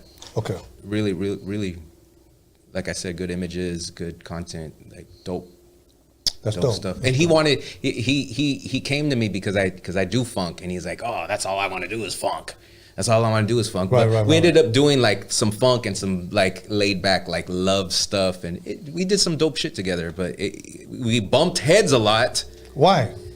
Because the creative end, I think he was like super creative, and his thing was wanting to put like a lot of what his ideas were into the music, like all these things going on. Like he would paint a picture of it. He would come to me actually and have everything written out what he would want. I want a synthesizer. I want this. I want that. I want a broken glass to happen right here, and I want like all this big old shit list. And I'd be like, dude, dog, we can't fit all that in one song. Right. So we would bump heads over little things like that, like just, creative differences. But when we would finish the songs, we would both step back and be, oh, we really did this right here. Like, this is like some dope shit, It wasn't corny either. It was just like dope. Yeah, but check out Bless the Barrio. It's a really Dude, I'm definitely check it out. It's a dope one. If you guys get a chance, check it out. Yeah, I'll definitely check it out. But Lord Side G, rest in peace. All good, my brother. Listen, at this, you want to give me a shout out at this time? I want to say what's up to my family, my mom, my dad, my sister, all my fans watching. And I don't want to list too many people, because when you start listing, you miss one. You miss one and they get fucking butt hurt. Really butt hurt. So all my homies, everyone that supports me, all my loved ones, everyone that I will say what's up to my homie Chuco for coming down with me. And right. Not Chuco from. And my close homie, Crazy Boy. Okay. Let me give a shout out to Rebel. Well, I mean, we talked about Rebel. I know. I'm just teasing, bro. With that being said, let me go and give a shout out once again to DJ Dominator for coming through and blessing us with an interview. Once again, let me give a shout out to my boy right here, Alex Cervantes Enterprise, for running the shit. Once again, everybody, C2Six, I gotta say that right, C2Six from Dallas, Fort Worth. You almost said CP3O again. C3PO? Yeah, you almost said that. No, stop, bro. Let me give a shout out to my son, B. Scallons, for helping me promote this. Anthony, the Hip Hop Jedi. And other than that, I want to thank me. Damn. Just like that, homeboy. Boo! Yeah. I'm just fucking with you. And the man above, C3PO told me. Oh, God, dude. Here we go. That was you. You started that. Here we go. C2Six, Dallas, Fort Worth, in the house, Texas, stand up, Santa Maria, stand up. We're going to be back Wednesday, Cinco de Mayo, with a group, and I'll give you a hint, from Pueblo, Colorado. They're going to be flying in, my brother, for an interview. We booked them like 3 months ago. Well, your boy flew in from Texas? Yes, absolutely. That's why I said Texas, stand up. We got Texas in here, okay? You know what really, truly humbles me? When people fly in, bro, to be on Roadium Radio. That's like it's a blessing, because they're going out of their way. Yeah, and you know what? They show up on time. It's the guys that live locally. These motherfuckers, they never show up on time. Ain't that a bitch? Yeah. So, anyway, but from Pueblo, Colorado, so Colorado, stand up. Other than that, much love and respect to you guys. God bless. We'll see you guys on Wednesday, Cinco de Mayo. Have a blessed night, and we out.